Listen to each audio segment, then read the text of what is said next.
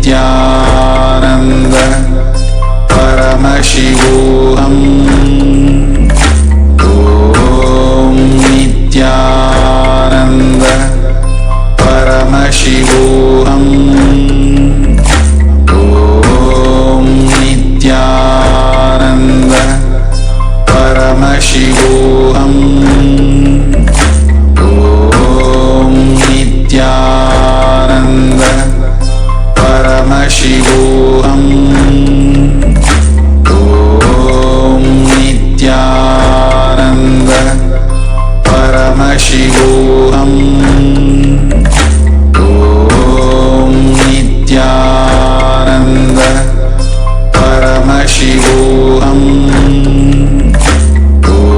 Om Nithyananda Paramashivoham. Om Nithyananda Paramashivoham. Om Nithyananda Paramashivoham. Om Nithyananda Paramashivoham. Om Nithyananda Paramashivoham.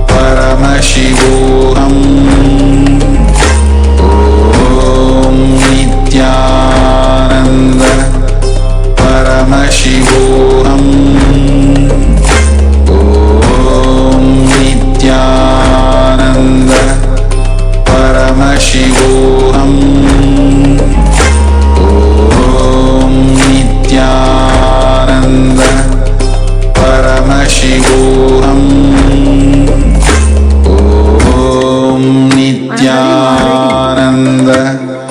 Paramashivoham. Om Nithyananda Paramashivoham. Om Nithyananda Paramashivoham. Anandam Paramasugadam Kevalam Jnanamurtim Dvandvatitam Gagana Sadrusham Tattvamasyaadilaksham Ekam Nityam Vimalamachalam Sarvadi Sakshibhutam Bhavatitam Trigunarahitam Sadgurum Tam Namami. Nithyanandam, we offer our humble pranams, our humble obeisances at the divine lotus feet of the Supreme Pontiff of Hinduism, Jagatguru Mahasannidhanam, His Divine Holiness Bhagavan Nithyananda Paramashivam. We welcome all the viewers across the world for this Uttamottama Seva to Paramashiva from Nithyanandeshwara Paramashiva Devalayam, Adi KAILASA Sarvajnapeetham. For those of you who are tuning in for the first time to KAILASA's Nithyananda TV, welcome to the official TV channel for Sri KAILASA, the only and greatest Hindu nation in the world. Nithyananda Paramashivam, His Divine Holiness, is the reviver of KAILASA, the greatest cosmic, borderless Hindu nation. His Divine Holiness is an avatar from and is the Supreme Pontiff of Hinduism. His Divine Holiness has revived the science of power manifestation, yoga, temple-based universities for humanity. Sovereign Order of KAILASA, led by His Divine Holiness, and Nithyananda Order of monks, nuns, and Hindu diaspora are working for global peace. Nithyananda Hindu University is the world's largest university with extended campuses in 150 countries, is collecting, organizing, preserving, time capsuling, decoding, spreading, reviving 20 million source books of Hinduism and 64 sacred arts and sciences like Ayurveda, music, dance, sculpting, astrology, and Vastu. His Divine Holiness is the Guru Mahasannidhanam of Shyamala Peetha Sarvajnapeetham, the ancient apex body of Hinduism. His Divine Holiness is the current emperor of Surya Vamsha Surangi Samrajyam. His Divine Holiness has survived the worst persecution on person and character by anti-Hindu elements. To explore more videos, you can visit KAILASA's Nithyananda YouTube channel. For all of us, millions of Sri Kailasa Vasis all over the world, for you and me, if we have had any spiritual breakthrough, any great experiences of Kundalini awakening, if today we are able to manifest the Shaktis, if it is because at the mere age of 12, His Divine Holiness did the Tyaga of sitting with utmost sincerity and ferociousness with himself and manifesting the Shaktis of Paramashiva. Paramashiva has come down to planet Earth and manifested this grand Leela of his life. For each and every one of us to be part. His Divine Holiness has taken this physical form and came down from Kailasa itself. Now that he is here, we can celebrate his happening on planet Earth and to spread the message of Sri Kailasa. We invite all the viewers to share this message of Sri Kailasa all on Facebook, Twitter, Instagram, and all other social media platforms.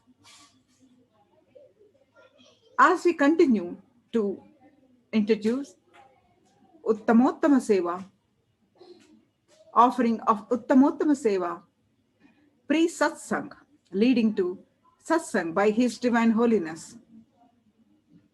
Let us do what we can to reach this message of Sri Kailasa to one and all. There are innumerable reasons why His Divine Holiness Nithyananda Paramashivam happened on planet Earth. He happened to cause the next evolutionary breakthrough to humanity. He happened to cause the Satya Yuga once again. He happened for the fulfillment of the consciousness itself, and he happened for the entire humanity, and he happened exclusively for you at the same time. Ultimately, however, in words that cannot quite be summarized either by himself or his devotees, the true reason behind the happening of His Divine Holiness is nothing but true, pure compassion. This realization will happen to you after reading and listening to the full life story of His Divine Holiness. All of his gifts for humanity and his sacrifices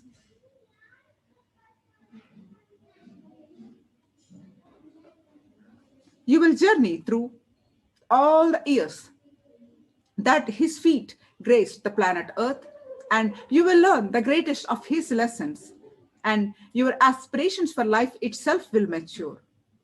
Yourself will have the realization that brings tears to your eyes and ultimate surrender to your mind.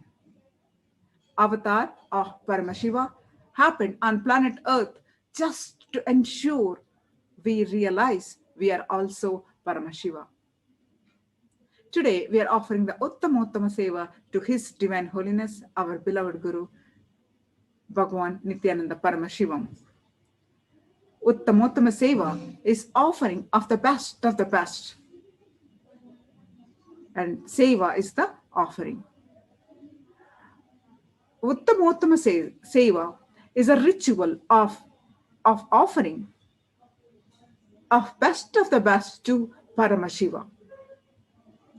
Whatever we offer to Paramashiva comes back to us thousandfold and many millionfold. And Paramashiva is the source of everything, be it grains or knowledge or skill, everything. Offering the best of the best is a way we can offer our gratitude to Paramashiva and being integrated to him and his words. And Agamas is the only way we can actually offer him. Hence, as per the instructions of Paramashiva, in the physical form, from Sachalamurti, the avatar, His Divine Holiness Nithyananda Paramashivam, we offer this seva to Nithyanandeshwara Paramashiva, the presiding deity of Nithyananda Sangha. Uttamottama Seva is an intricate ritual that is described by Paramashiva himself. So many offerings are there that has come down from the best of the best that is offered in the Vedic tradition. The various types of dance and the way it is danced. The Uttamottama Seva is described by Paramashiva as the best of the best. We offer Abhishekam, Vasram, Gandham, Abharanam, Archanam, Dhupam, Deepam, Naivedyam, Aratrikam, Deepopacharam, Pushpanjalim, Chaturvedam, Gruhya Suktam, Agama Stotram, Dravida Vedam, Nityam, Sangeetam, Vajjam, and Swasti Vachanam. The source of all these best things is Paramashiva. He has given these to us, and offering them back at his feet is what we do during this seva. And whereby we experience the intense Shakti Nipata and Advaita, the oneness with him. And as a result, we leave the state and radiate the space and manifest the Shaktis of Paramashiva. And also, since it is Agama Vidhi, Paramashiva's instructions, we offer them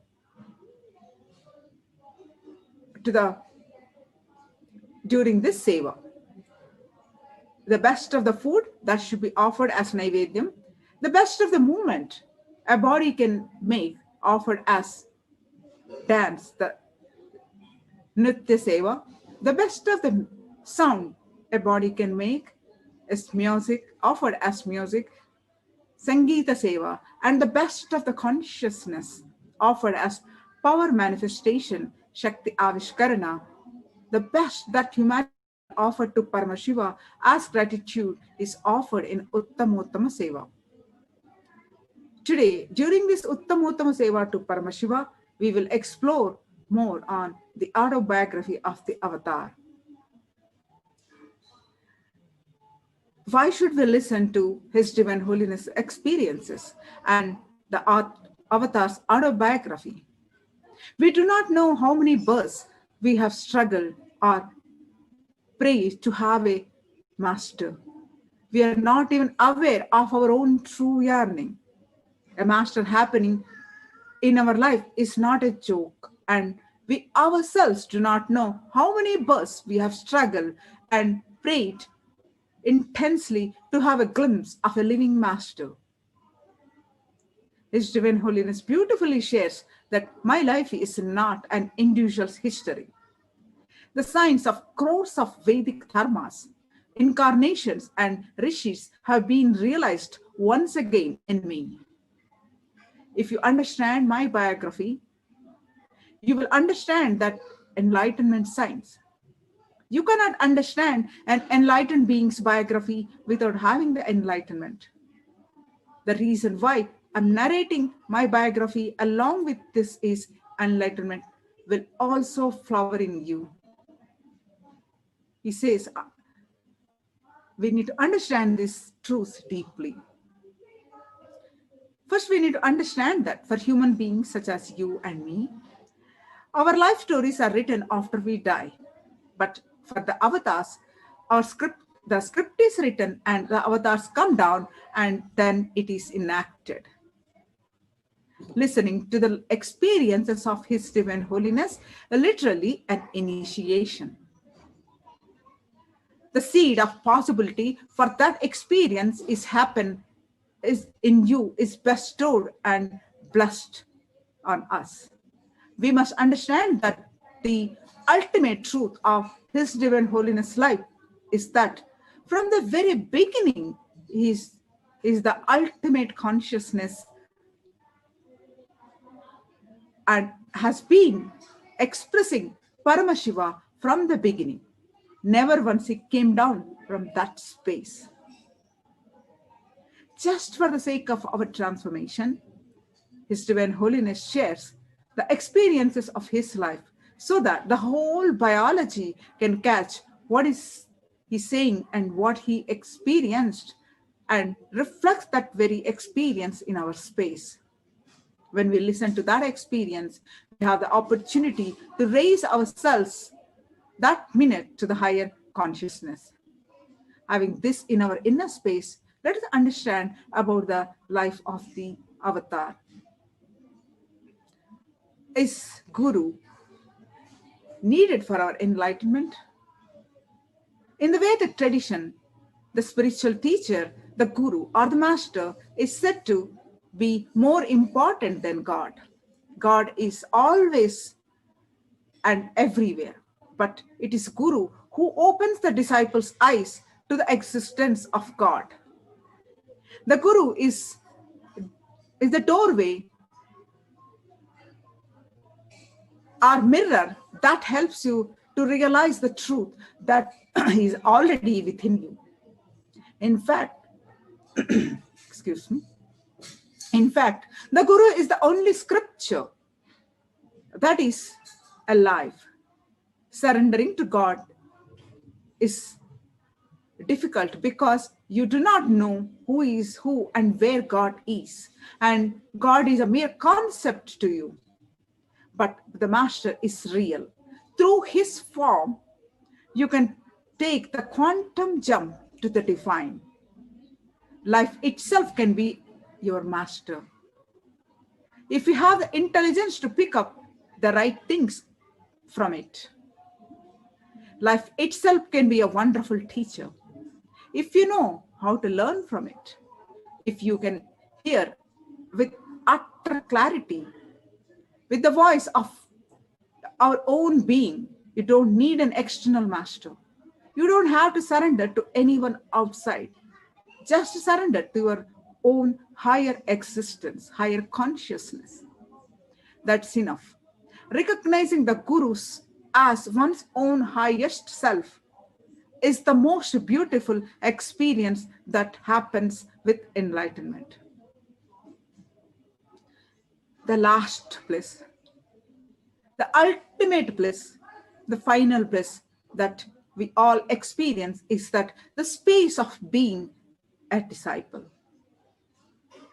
His Divine Holiness beautifully says, enjoy it now itself. Don't miss it. You may lose it after enlightenment. And he continued to say that you will really, really miss the Guru-disciple relationship even after enlightenment, the joy of sitting and just melting.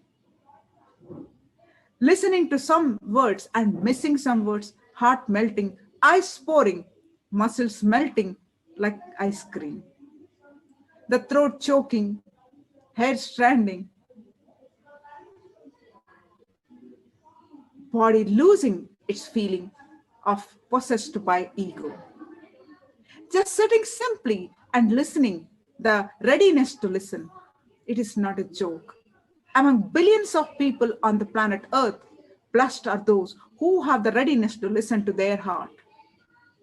Swamiji says, I am not even saying you should listen to me and all that. I am not even saying, be my disciple. I am just saying, being a disciple, being a receiver is a joy. Even if we are a disciple of an ordinary stone or a tree, it is okay. The joy of receptivity, receiving, when it is experienced in your bio memory, the body loses the feeling of being possessed. At the time we feel our body is being possessed by ego, when our ego possesses our body loses. Our body will be stressed, heavy. But when we really sit and melt, the idea of being possessed by ego disappears, dissolves. Finally, His Divine Holiness says that in his childhood, he has seen at least 50 people in Arunachala amazingly declaring yogic powers through extraordinary lifestyles, living the powers of Paramashiva, radiating the powers of Paramashiva. He says, I have seen masters who have been so visibly declaring the powers of Paramashiva, vividly declaring the powers of Paramashiva. They were so joyful, ecstatic all the time. Come what may in life, but they were out of this world. His Divine Holiness never saw suffering or disturbance in their faces, even though they lived in utter poverty, which is chosen conscious choice by them. They just feel that they don't need anything. There is so much of fulfillment in their inner space. When remembering these enlightened beings, His Divine Holiness says, I really feel that without these 50 people, humanity is so poor. It does not know the possibilities. It does not have any more living examples. He says, I am not even talking about Ramana Maharshi's generation. By living as an example, these things Yogi Rama Surat Kumar used to teach. Saratkaya Swami, Mauna Swami, Annamalai Swami, Tinnai Swami, Sadhu Om, Mataji Vibhudananda Puri, Isakki Swamigal, Raghupati Yogi, all of them were living just 30 years ago. Today, His Divine Holiness made the commitment and taken this responsibility that he will create at least a few hundred people who will manifest the same state, and after it is like a garland of Arunachala. Guru is such a fundamental part of our life, and every living being deserves and discover this beautiful aspect of Hindu tradition. Today, our Gurukul Balasans are offering Uttama Seva to the Guru, our beloved Guru, His Divine Holiness Bhagavan Nithyananda Paramashivam. Let us all stay tuned and watch this Uttama Seva and get the blessings of His Divine Holiness of Paramashiva himself. Let us all stay tuned and enjoy this Uttama Seva. Thank you so much, Nithyanandam.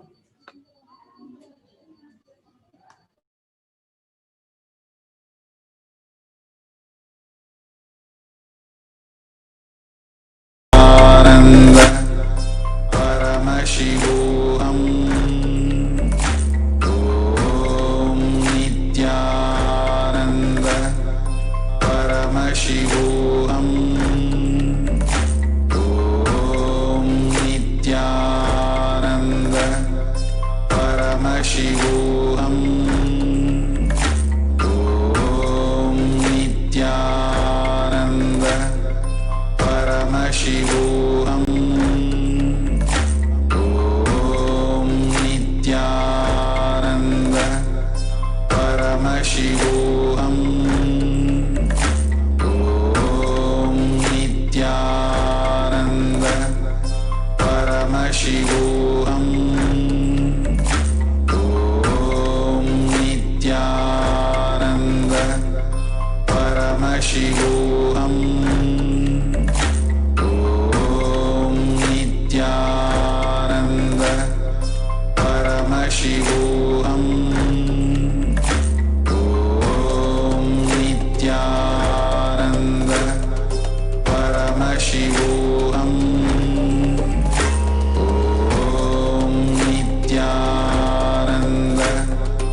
Paramashivoham.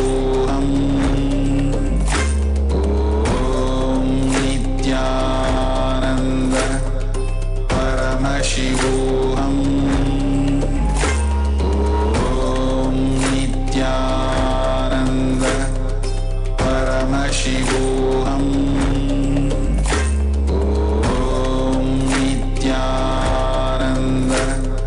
Paramashivoham. Om Nithyananda Paramashivoham. Om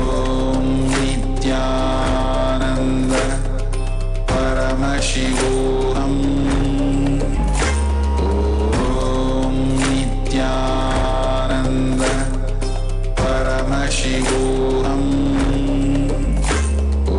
Om Nithyananda Paramashivoham. Om Nithyananda Paramashivoham.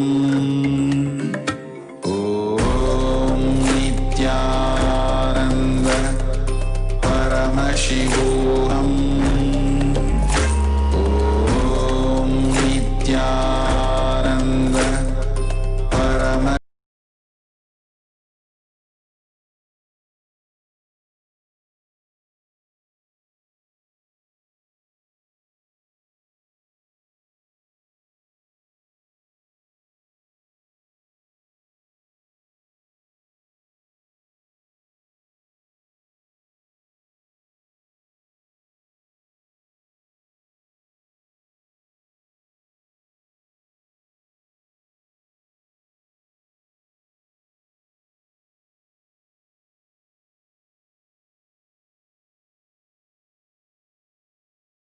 Devi Nithyanandeshwari Parashakti Sameta Sri Nithyanandeshwara Paramashiva is the offering of the Chaturveda. Deva Devottama Devata Sarvabhauma Akhilanda Koti Brahmanda Nayaka Sri Nithyanandeshwari Parashakti Sameta Sri Nithyanandeshwara Paramashiva Chaturveda Priya Chaturvedam Avataraya. Rigveda Hari Om Agnimi Purohitam Yajnasya Devam Ritvidam Hota Aram Ratnadatamam Hari Om. Yajurveda Hari Om Isheto Jetva Vayavasto Payapasta Devo Vastavita Prapya Tushreshtadamaya Karmane Hari Om. Samaveda Hari Om Chan Agna Ayahi Pitaye Grahano Havyadataye Nihota Sakti Barhishi Hari Om. Atharva Veda Hari Om Channo Devi Rabishtaya Apo Bhavantu Pitaye Sayo Rabishravantu Naha Hari Om. The next offering at the feet of Devi Nithyanandeshwari Parashakti Sameta Sri Nithyanandeshwara Paramashiva is the offering of the Agama Shloka. Deva Devottama Devata Sarvabhauma Akhilanda Koti Brahmanda Nayaka Sri Nithyanandeshwari Parashakti Sameta Sri Nithyanandeshwara Paramashiva Agama Shloka Priya Agama Shlokam Avadharaya. Shri Bhagavan Vacha Adi Kautuhala Vishta Krishya Tachunu Priye Yanme Netrantare Vahnir Yadvanditamanuttamam Tatsarvam Katayishyami Yoga Yuktya Shunu Priye Yatsvarupam Nijam Shuddham Vyapakam Sarvadomukam Sarvabhutantaravastam Sarvaprani Sujivanam Yoga Gamyam Durasadam Duspapamakritatam Abhihi Jnanadi Shadagunayete Tatrastaha Prabhavantihi Savai Mahakriya Rupa Samstitaika Kriyamata. The next offering at the feet of Devi Nithyanandeshwari Parashakti Sameta Sri Nithyanandeshwara Paramashiva is the offering of the Dravida Vedam. Deva Devottama Devata Sarvabhauma Akhilanda Koti Brahmanda Nayaka Sri Nithyanandeshwari Parashakti Sameta Sri Nithyanandeshwara Paramashiva Dravida Veda Priya Dravida Vedam Avadharaya. Veyuru Toli Pangan Vidamunda Kandan Viganalla Vinay Kadavi Masaru Tingal Gangai Mudimela Nindu Yan Ulame Pugunda Adanal Nyayiru Tingal Sevval Budan Vyalan Velli Sani Pambi அமுதனே மாசரு நல்ல நல்ல அவை நல்ல நல்ல அடியாதவர்க்கு மிகவே சிவா திருச்சிற்றம்பலம்.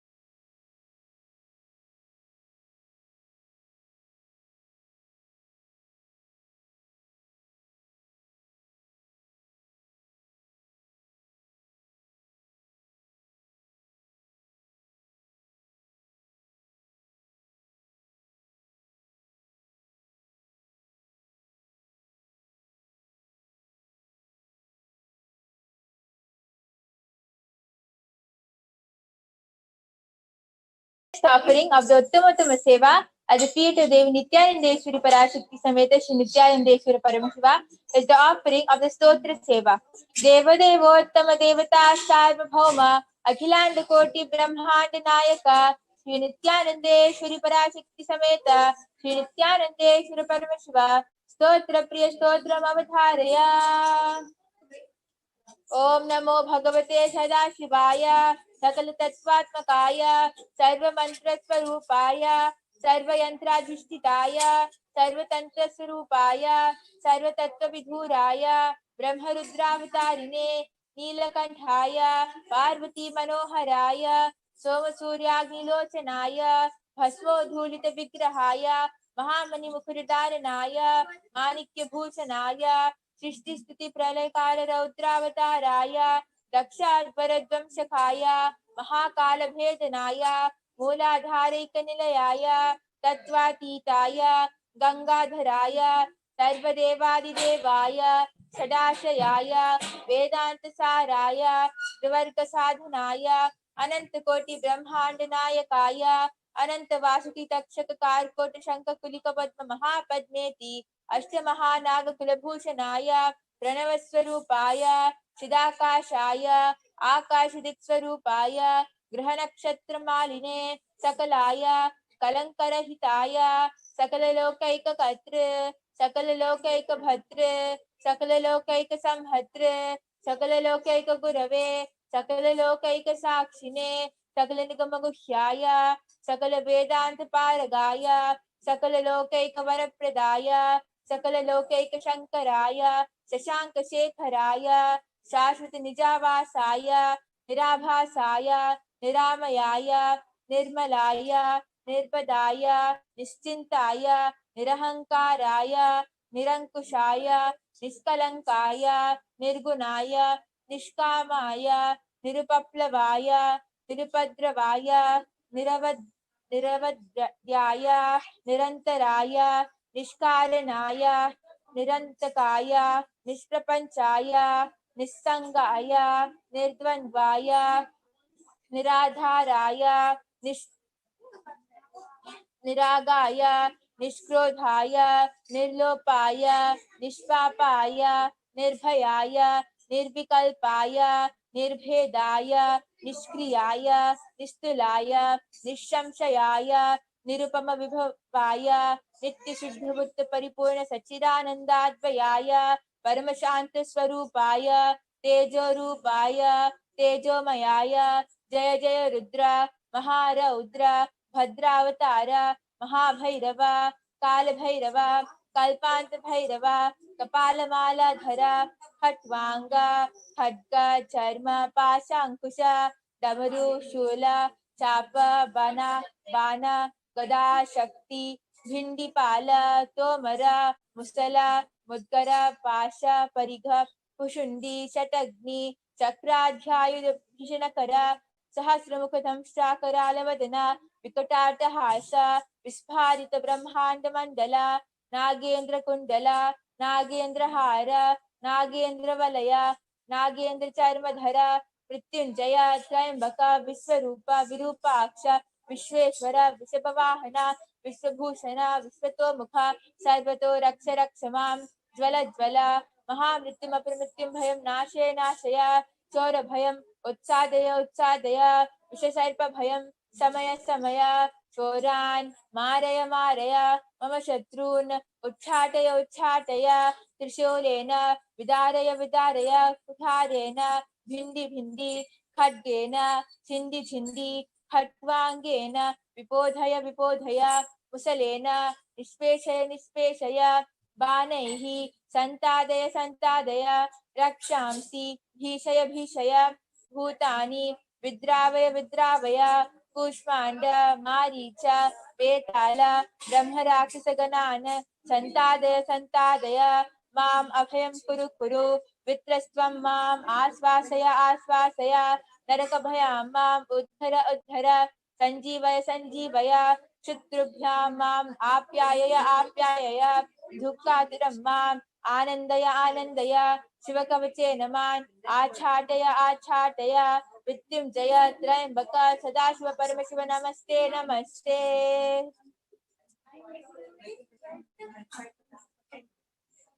Okay, next.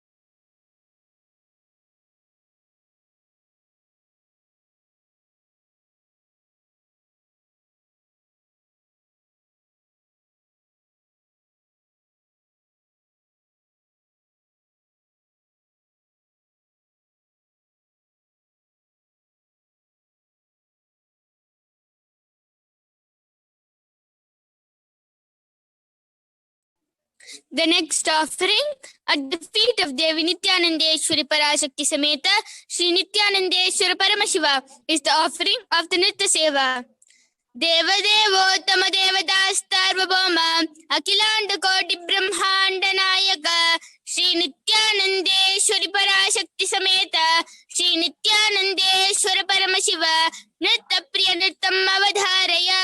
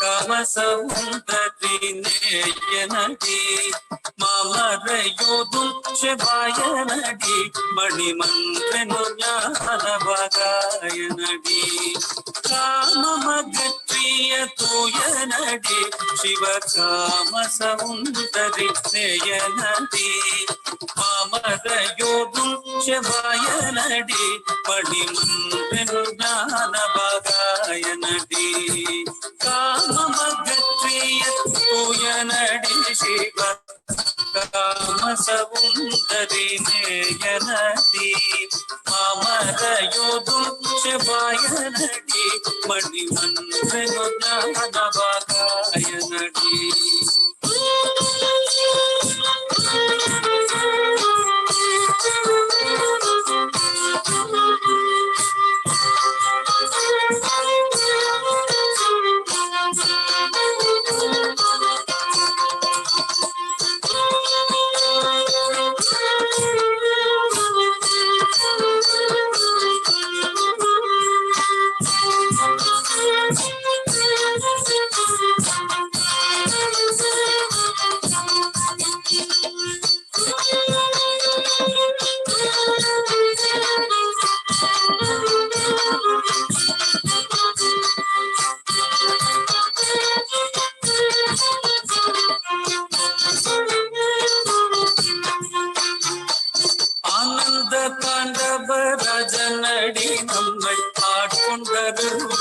தேஜனடி வானந்த மாமலை மங்கை மகிழ் படிவாழ நடி மணவாழ நடி ஆனந்த தாண்டவ ராஜனடி நம்மையாட்கொண்ட ஊழிய தேஜனடி ஆனந்த மாமலை மங்கை மகிழ் படிவாழ நடி மணவாழ நடி ஆனந்த தாண்டவ ராஜனடி நம்மையாட்கொண்ட ஊழிய தேஜனடி ஆனந்த மாமலை மங்கை மகிழ் படிவாழ நடி மணவாழ நடி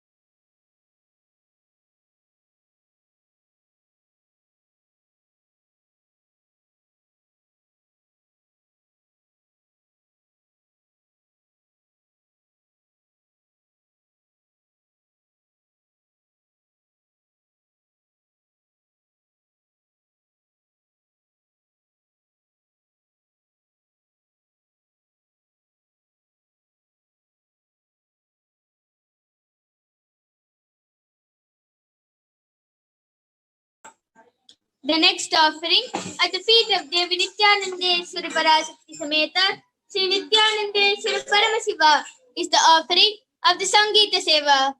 Deva Devottama Devata Sarvabhauma Akilanda Koti Brahmanda Nayaka Sri Nithyanandeshwari Parashakti Sameta Sri Nithyanandeshwari Paramashiva Sangeeta Priya Sangeetam Avadharaya.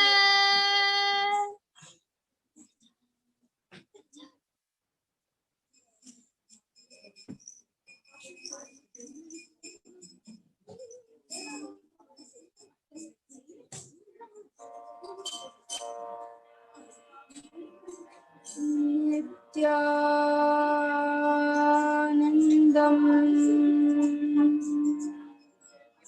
Paramasukadam Kevalam Jnanamurtim Dvandvatitam Gaganasadisham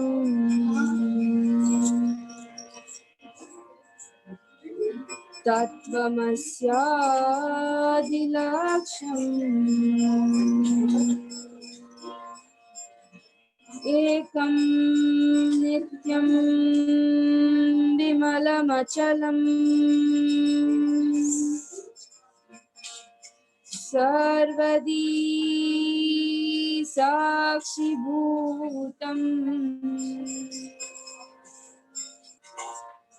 Bhavatitam Trigunarahitam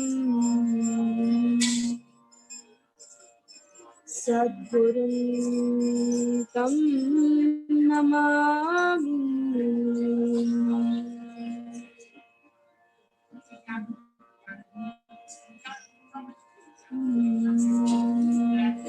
Namo Bhagavate Nithyanandaya. Namo Bhagavate Nithyanandaya. Namo Bhagavate Nithyanandaya. Namo Bhagavate Nithyanandaya. Namo Bhagavate Nithyanandaya. Bhavantam Sampujya Jivan Mukti Prapya. Bhavantam Sampujya Jivan Mukti Prapya. Kritagnyanta Purvam Bhajamyaham Nityam. Kritagnyanta Purvam Bhajamyaham Nityam. Namo Bhagavate Nithyanandaya. Namo Bhagavate Nithyanandaya. Namo Bhagavate Nithyanandaya. Varam mam datatu evam jananam yatu. Varam mam datatu evam jananam yatu. Yasmin kevalam tava namam japami. Yasmin kevalam tava rupam smarami. Namo Bhagavate Nithyanandaya. Namo Bhagavate Nithyanandaya. Namo Bhagavate Nithyanandaya.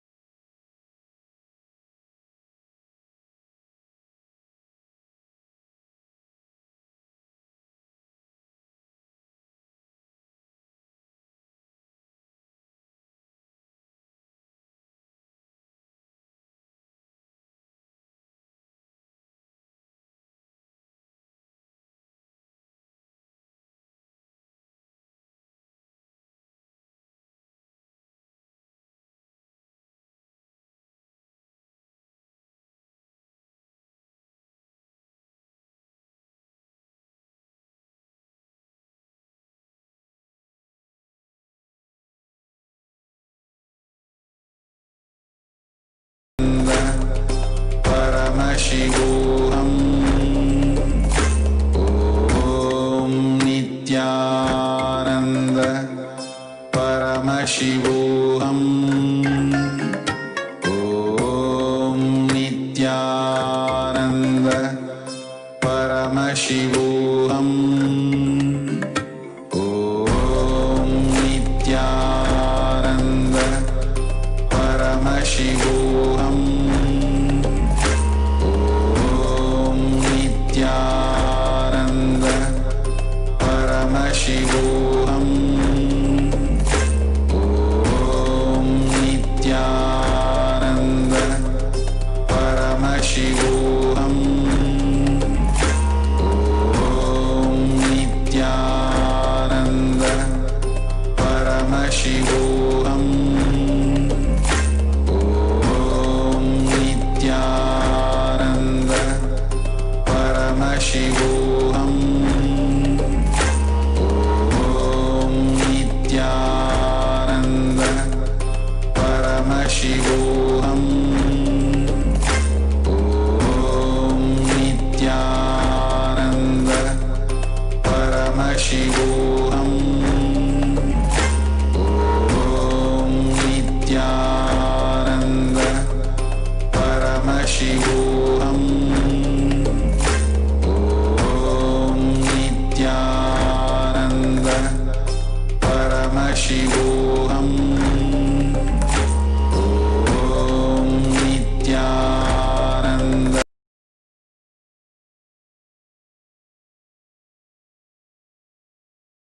feet of Devi Nithyanandeshwari Parashakti Sameta Shri Nithyanandeshwara Paramashiva is the offering of the Paramashiva Shakti Avishkar.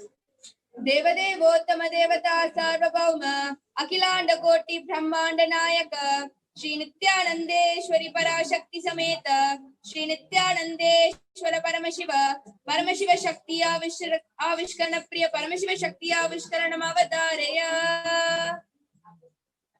नित्यानन्दं परमसुखदं केवलं ज्ञानमूर्तिं द्वन्द्वातीतं गगनसदृशं तत्त्वमस्यादिलक्ष्यम् एकं नित्यं विमलमचलं सर्वदी साक्षिभूतं भावातीतं त्रिगुणरहितं सद्गुरुं तं Namami.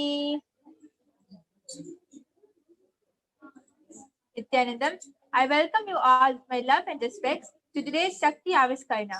I am Manti Brahmayogananda and I am going to be the host for today's Shakti Avishkarana. The offering of the space of oneness with Paramashiva and Parashakti in the form of the Supreme Pontiff of Hinduism, Jagatguru Mahasannidhanam, His Divine Holiness, Bhagavan Nithyananda Paramashivam.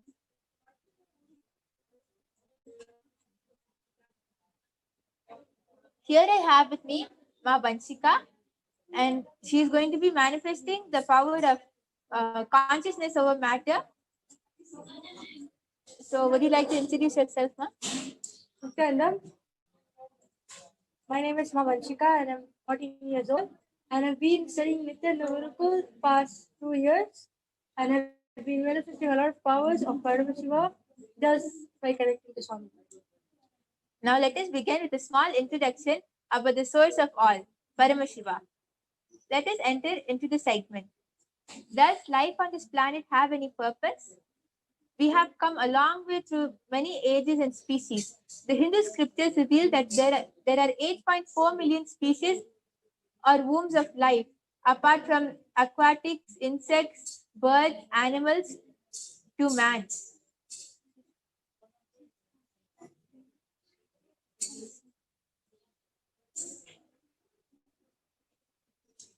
From amoeba to fish happened the physical growth.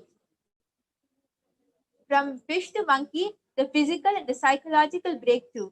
From monkey to man, the conscious breakthrough. Not just physical and psychological breakthrough, but the conscious breakthrough. 1 million years to evolve from amoeba to fish.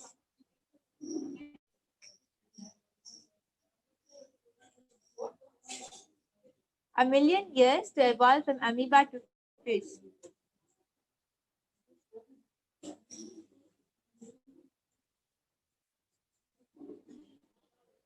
Now we'll be beginning with the power of consciousness for matter. So before we begin, I would like to give a small introduction to it. So have you ever looked at the characters in movies, moving objects effortlessly and boxes with just a look or a flick of the wrist? Have you ever fantasized of power like that or dreamt of it or gone to the level of seeking for it? If yes, then you have come to the right place. Today we'll be manifesting the power of consciousness over matter.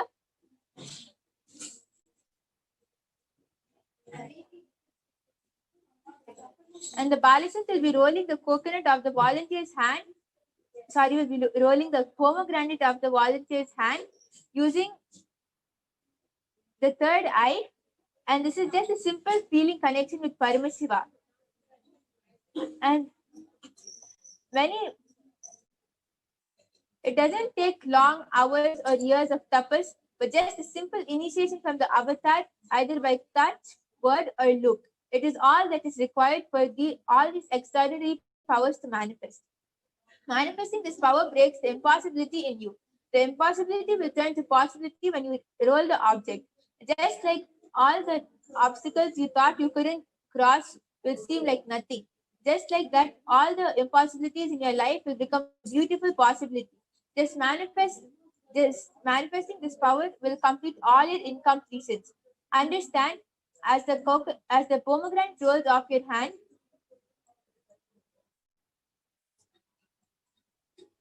the deep root patterns become complete. So with this, I welcome our volunteer. Is Nithyananda Ma, would you like to introduce yourself? Nithyananda. My name is Ma Aishwarya. I'm from Bangalore and I'm 26 years old. And in this auspicious time, I'm really grateful to have this opportunity to have the Shakti Avishkar for consciousness over matter, experiencing completion in this time. Here's the pomegranate and we'll start when you're ready, Ma. So with these beautiful words, let us get into the manifestation.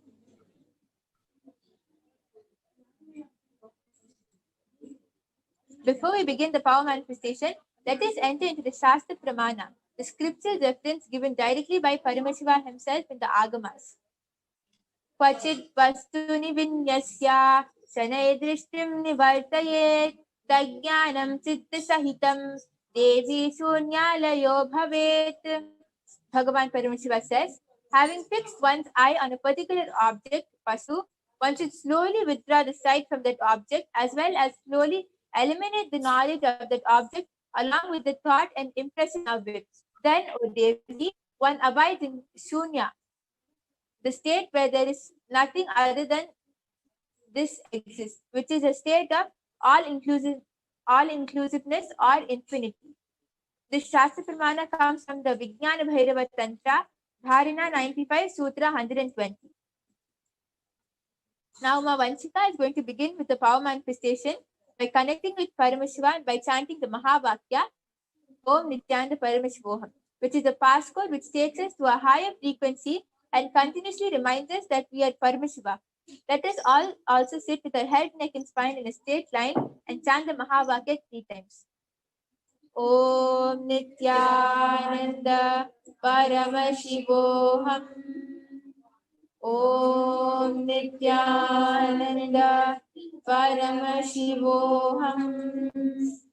Om Nithyananda Paramashivoham.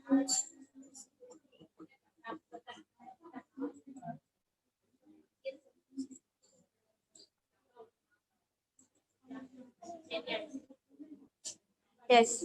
So while Ma Vanchika is manifesting the power, just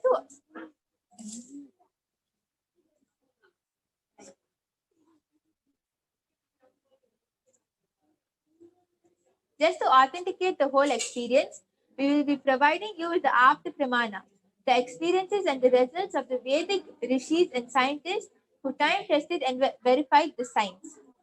So Sundari Murti Nayanar sang the glories of Lord Shiva called Devarams. So one day Sundara was on a pilgrimage and at the Thirukandiur, he saw Thiruvariyur on the opposite bank of the river.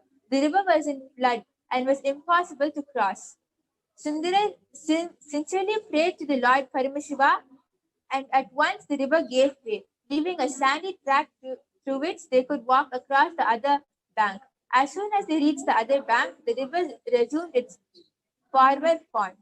So this comes from the Nayanmar Kadiyagal, from the life stories of the Nayanmars.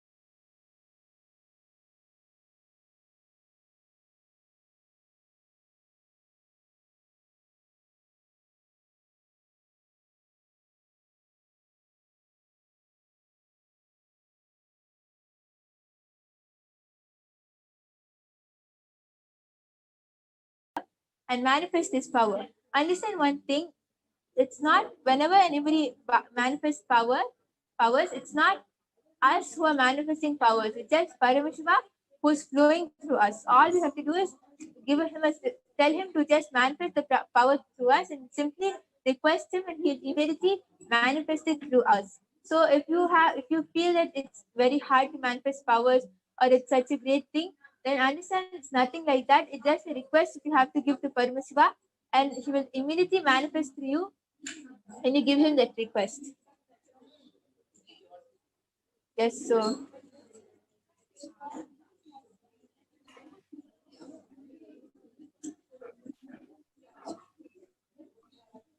yes, so you can see the coconut slowly moving. So you can see the coconut slowly moving, the pomegranate slowly moving and vibrating on her hand.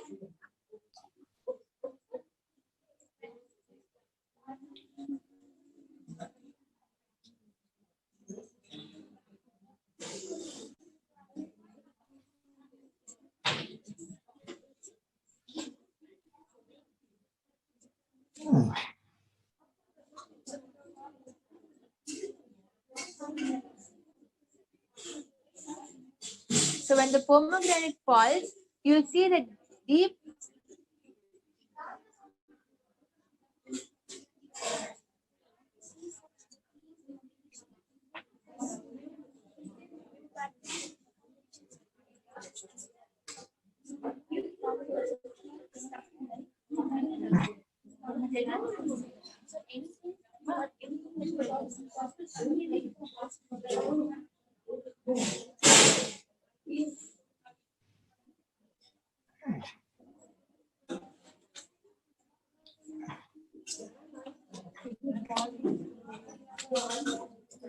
you can see.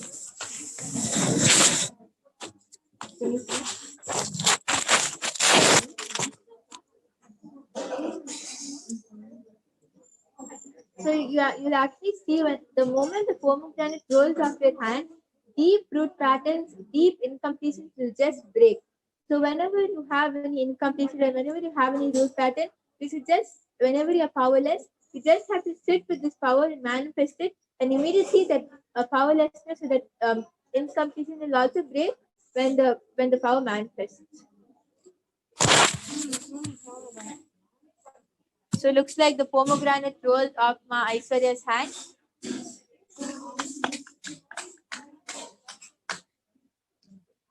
Yes, so Ma, would you just like to confirm, did it roll off your hand?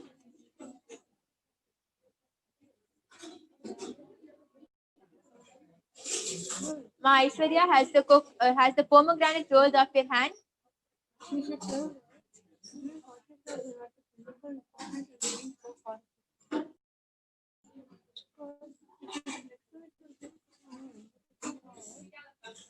Ma Aishwarya, am I audible?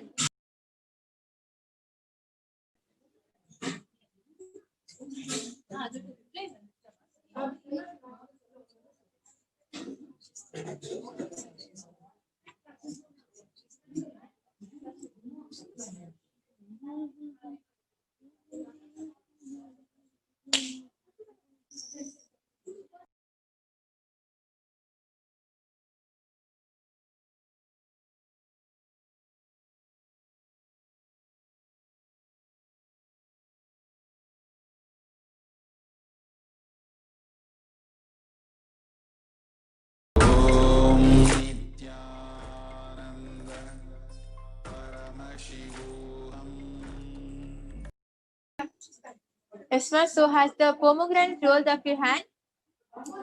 Yes, ma, it rolled off, and exactly during that time, rolled off, and it's like, so my dog is also here with me right now, and she suddenly got really excited also seeing that coconut rolling off. So it's like that somehow that presence, she's able to receive that as well. Wow, that's amazing, ma. So actually, you'll see that one of your deep root pattern has been broken the moment the pomegranate rolls off your hand. So would you just like to share your experience, how you felt when the coconut rolled off your hand? Yes, ma'am.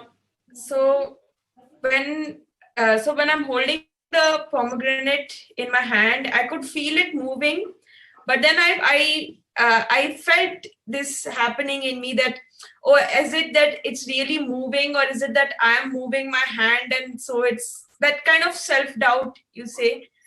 And when I made my hand really straight. I was like, okay, let's eliminate that possibility of doubt. Like I decided to face it instead of simply keeping that doubt and wondering here and there. I was like, okay, keep it as straight as possible, and now relax and let it moved more and then rolled off. So I guess like that constantly trying to be really able to prove myself sort of thing, that is coming down. I can feel it. Yeah. That need to be very logical sort of is dropping off. That they're trying to find some distinction between, oh, is it my imagination or is it real? That kind of thing is all coming. I mean, it's coming out of me right now.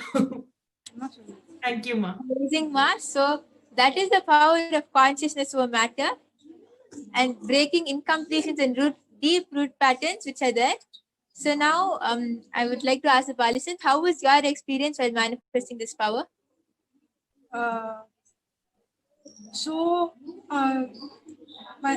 Actually, I fell in between that. She is not even here physically. She's so far, and I had a self doubt that Swami will not be able to manifest it.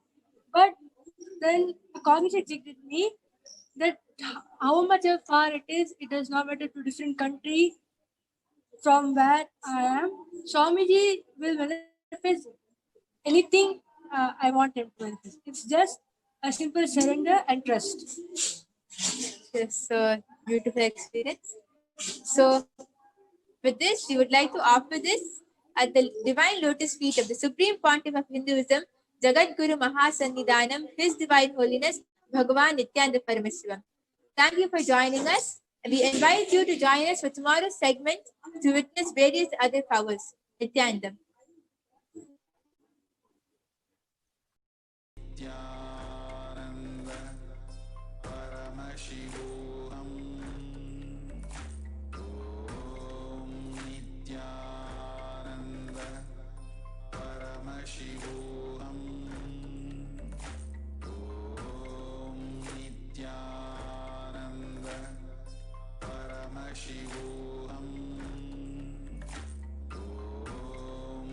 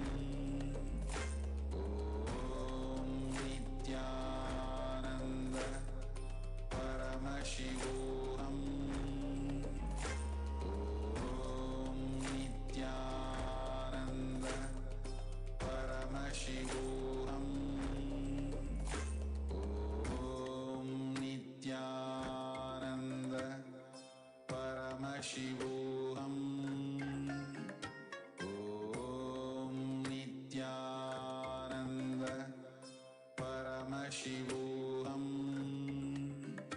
Om Nithyananda Paramashivoham. Om Nithyananda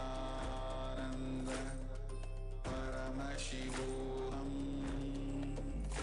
Om Nithyananda Paramashivoham.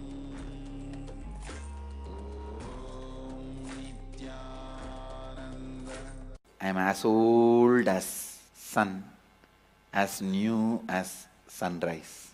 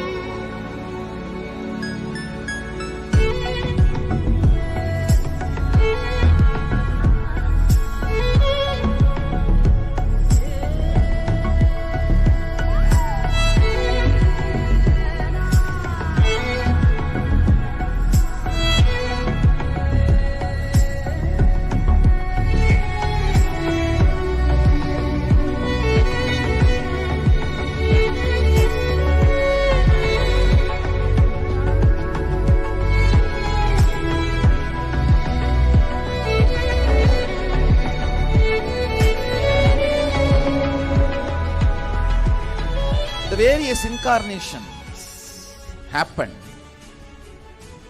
gave a breakthrough to consciousness and gave opening to the next level. My responsibility is to introduce new consciousness which manifests powers of Sadashiva. As Mahamandaleshwar of Mahanirvani Akada, the oldest apex body of Hinduism, I welcome every one of you.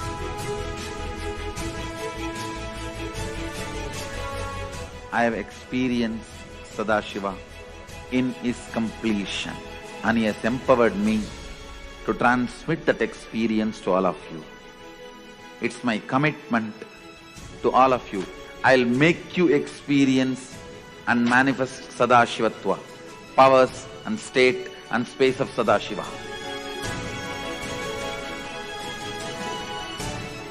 When you manifest powers, naturally the state of Sadashiva and space of Sadashiva starts manifesting in you. More power manifestation, more integrity, more unclutching, more nirvikalpa samadhi, more joy, more restful awareness, more responsibilism, more enriching, more bliss.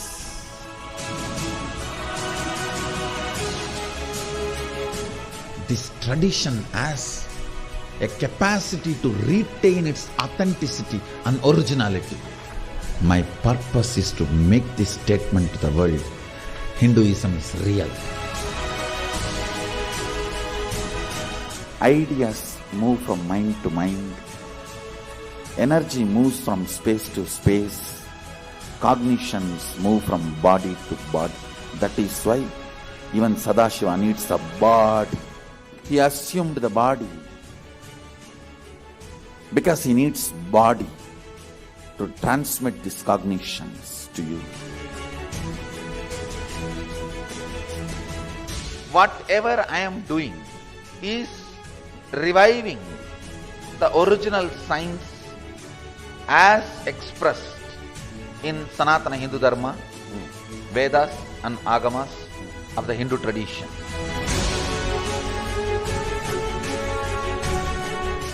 Given by Sadashiva, received by Devi, adopted by Vishnu, to run this universe is Agama. Agamas insist on us serving beyond our frame.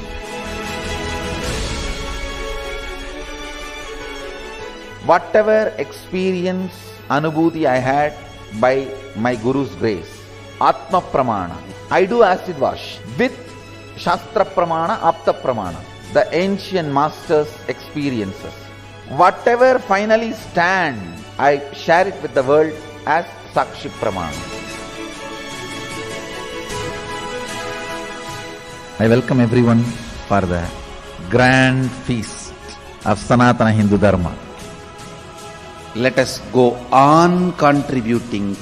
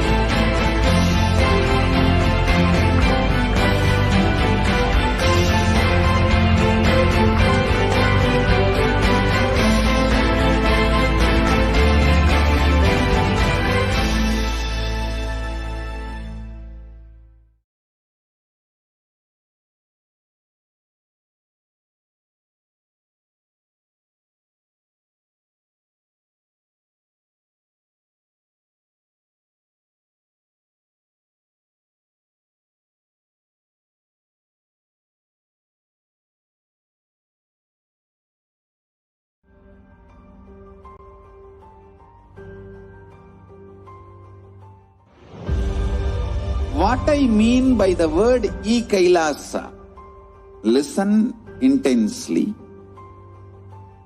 Enlightenment ecosystem, literally enlightenment itself, in your own home, wherever you are. If you cannot come to Kailasa, it's okay. Kailasa can come to you. Kailasa coming to you is Kailasa.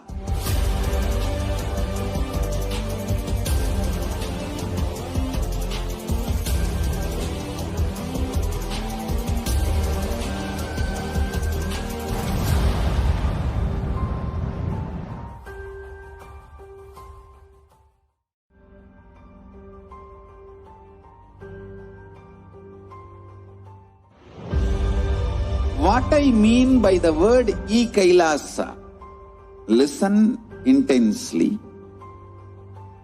Enlightenment ecosystem, literally enlightenment itself, in your own home, wherever you are. If you cannot come to Kailasa, it's okay. Kailasa can come to you.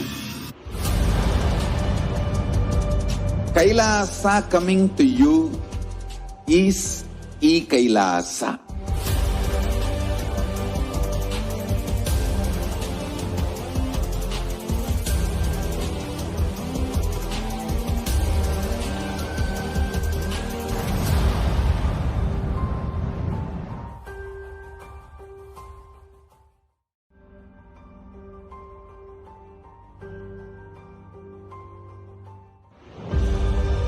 What I mean by the word Kailasa, listen intensely.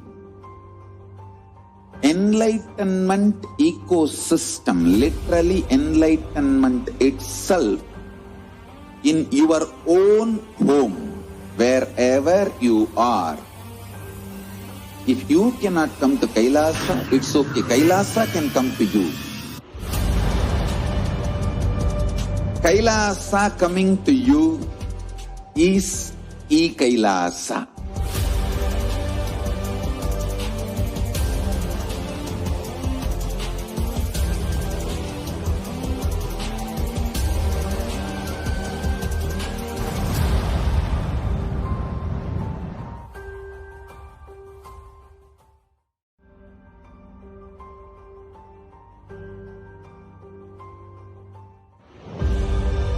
What I mean by the word KAILASA?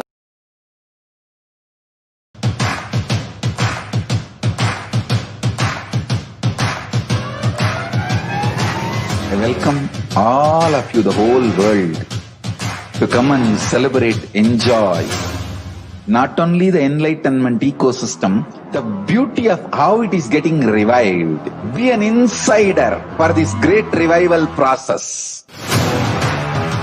If you are an insider even for a startup company, you will understand not only the result of the company, even that being an insider is such a joy. Being an insider when it was happening is something extraordinary. So, I welcome all of you to come and be part of an insider of this revival of KAILASA, the enlightenment ecosystem, sovereign order of KAILASA, KAILASA nation itself. I request and welcome, invite all of you to become KAILASian. Get your free passport and make billions receive this free passport.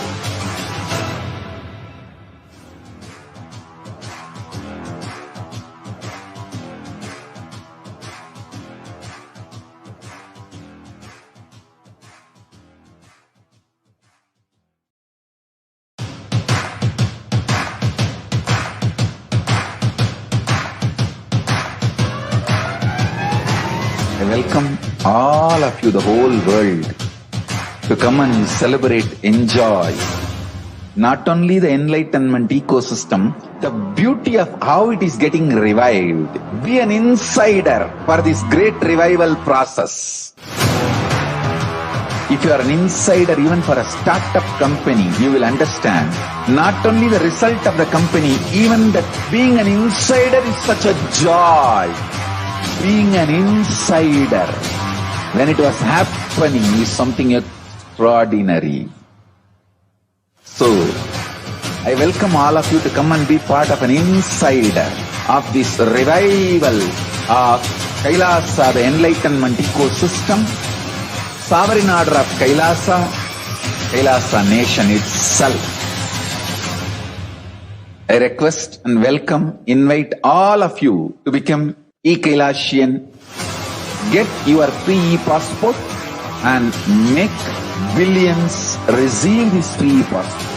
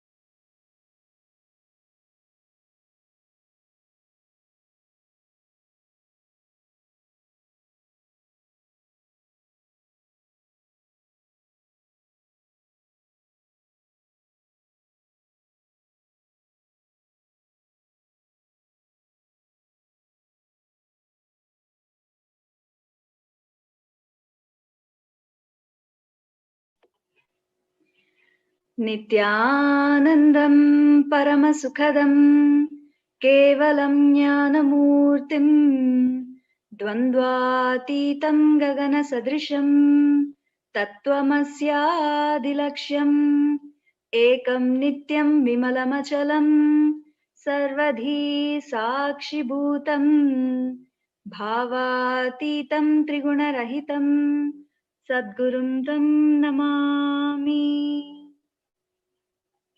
Nithyanandam, we offer our humble obeisance, our humble pranam at the divine lotus feet of Supreme Pontiff of Hinduism, His Divine Holiness Bhagavan Sri Nithyananda Paramashivam. We welcome all the viewers across the world.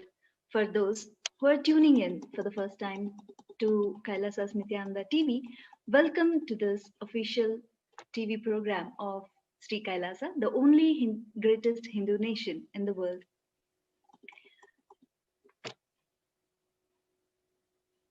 For those of you tuning in for the first time to KAILASA's Nithyananda TV, welcome to the official TV channel for Sri KAILASA, the only greatest Hindu nation in the world. Bhagavan Sri Nithyananda Paramashivam is the reviver of Sri KAILASA, the ancient enlightened civilization and the great cosmic borderless Hindu nation.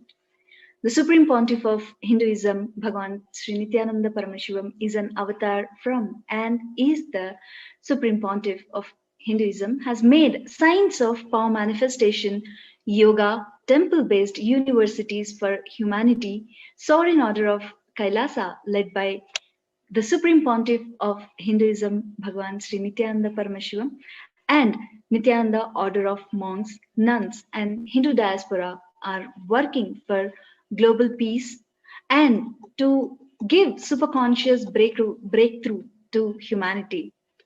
Nithyananda Hindu University, with extended campuses in 150 countries, are collecting, preserving, and time capsuling, decoding, spreading, and reviving 20 million source books of Hinduism and the 64 sacred arts and sciences like Ayurveda, music, dance, sculpting, astrology, Vastu. Supreme Pontiff of Hinduism, Bhagavan Sri Nithyananda Paramashivam, has given all of us an opportunity where Hindus will get together, gather in one panel and discuss the most vibrant and which is very important topics. So from the starting of this week, we have been talking about the most important topic is Hindus can allow the conversion. So this is a really, really important topic where why actually the Hindus, where we are, and if we allow this conversion happens, what happens, and why even actually we have an option of converting. So this is a very important subject which we are going to discuss today. So here today in this panel, we have Dr. Shanti, who is a very humble and sweet devotee of Swamiji, and our Balasanmani Prajnanananda, and our sannyasi, Manitya Sadashiva Priyananda. So before going into the topic and do the Vakyada Sadas about this particular topic, so we have a small presentation to set the context why we should not, Hindus should not allow the conversion. So I invite all the viewers who are watching this live through YouTube, Facebook, and all the other platforms. Please stay tuned for this very important and interesting topic as well.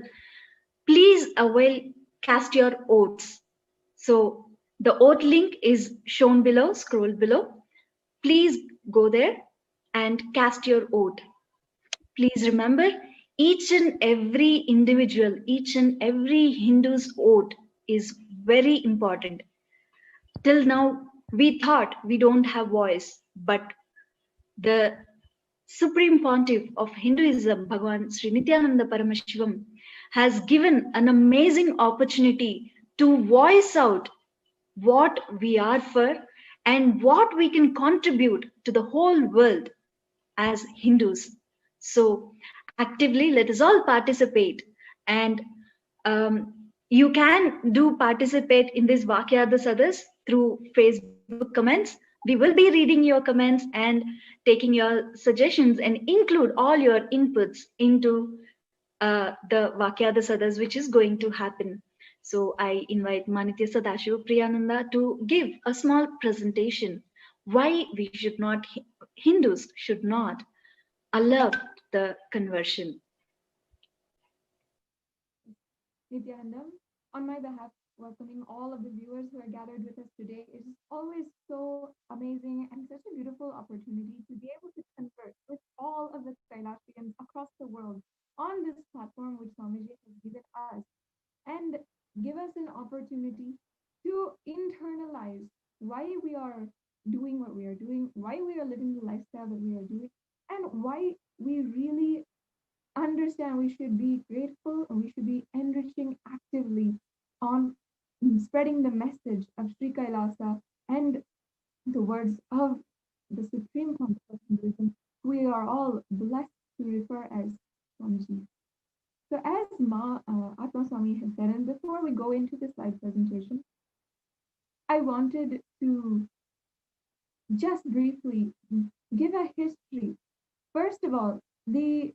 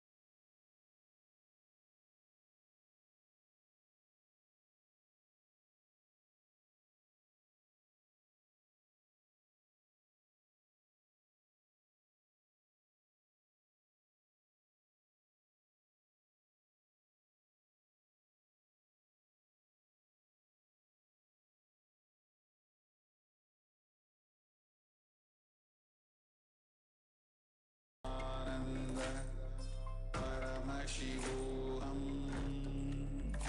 Om Nithyananda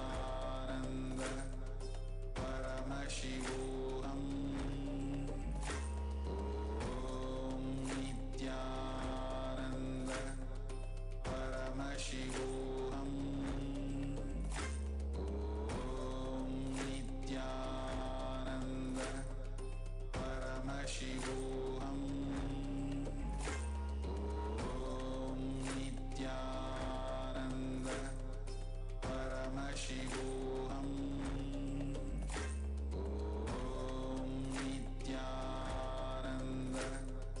Paramashivoham.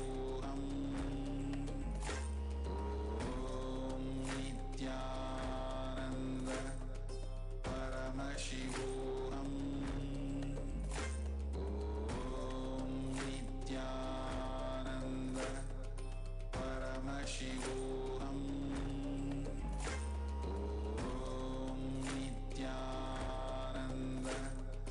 Paramashivoham. Om Nithyananda Paramashivoham. Om Nithyananda Paramashivoham. Om Nithyananda Paramashivoham.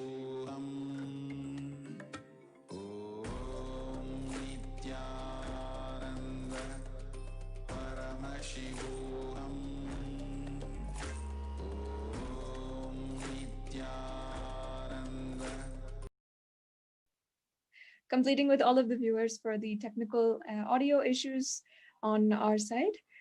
like I was starting to just describe, and I want to take a brief minute out of today's Jivartha Sadas just to explain. I really felt extremely passionate about this because of recently I was just reading a early transcript from 2002.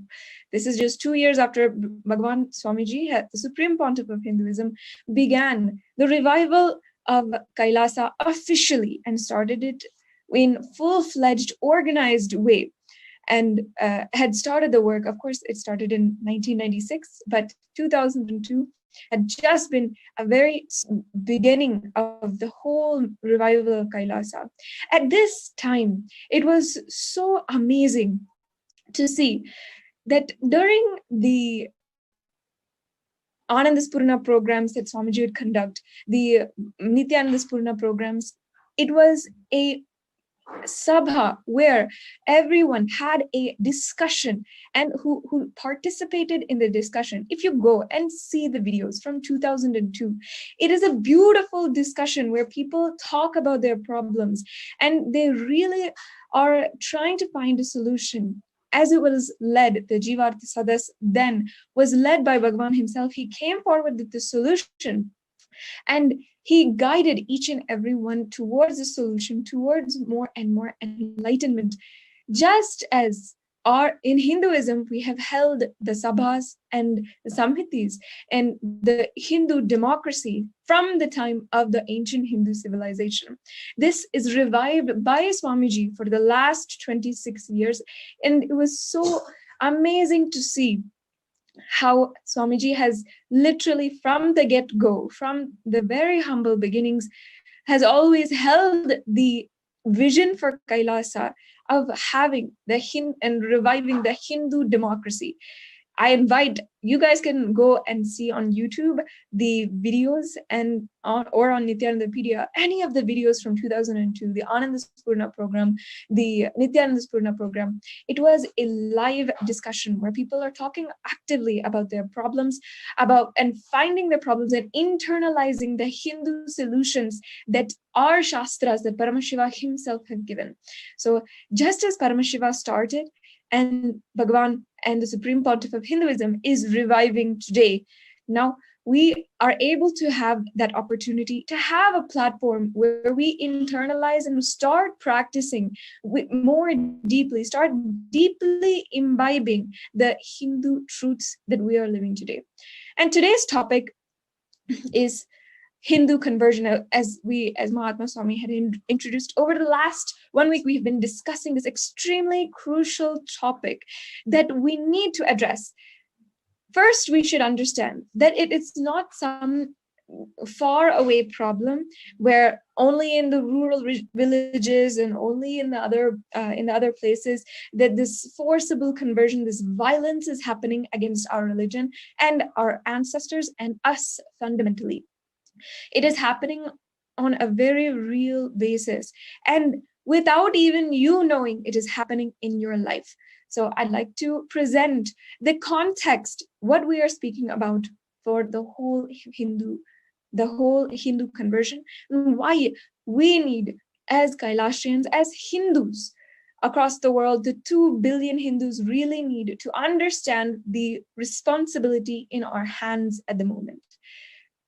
Yes, in the 5,000 years ago, at the prime of the Vedic civilization, we spanned across 56 kingdoms, and we were more than 10 million in population. Of course, at that time, there was not even 1 billion people on the planet Earth. So we were the primordial civilization on planet Earth. And we spanned across 56 kingdoms. That was 60,000 kilometers in the full area, kilometers squared, of the full area of the Hindu nation and the 56 Hindu kingdoms. Requesting NTV operator to go to the next slide. Right. So this shows us the forcible conversion. What is it? First, let's address and how it started. From 56 kingdoms, today we are zero, other than Kailasa. The forcible conversion, as it's been defined over and over again in the internet by many different sources, in which you may know, is when an individual has to convert to another religion upon force or under duress. The next slide, please.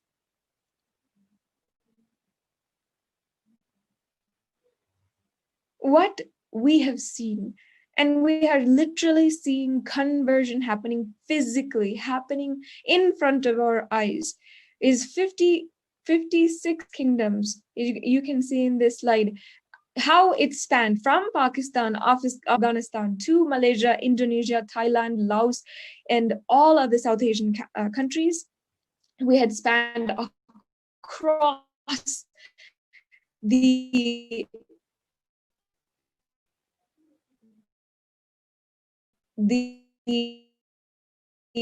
Asian continent, and we had literally been spreading across to North America, to so many places where were taken, practiced by so many people across the world, was spanned across so many different countries, and was practiced as the most richest civilization on the planet Earth.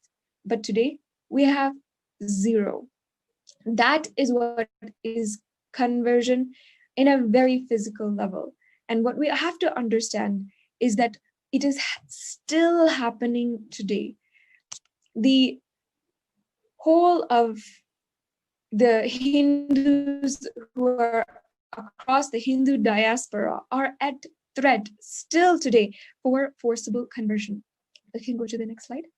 As we can see, now today, there are zero Hindu nations.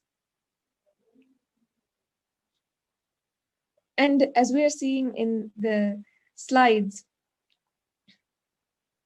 not only the land was destroyed, the people were destroyed. People were forcibly converted, and our infrastructure literally was converted into different religions, purposes, and used thereafter as places to convert more Hindus, destroy more Hinduism, and continue this rampant conversion across the whole of the 56 deshas that we were once.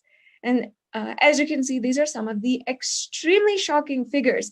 You can see 10,000 temples destroyed every 500 years, hundreds and hundreds of temples being destroyed, and how many millions of Hindus were massacred, making conversion a necessity. People out of fear of being killed, raped, enslaved, they'll just convert and need to forego their religious beliefs and their lifestyle.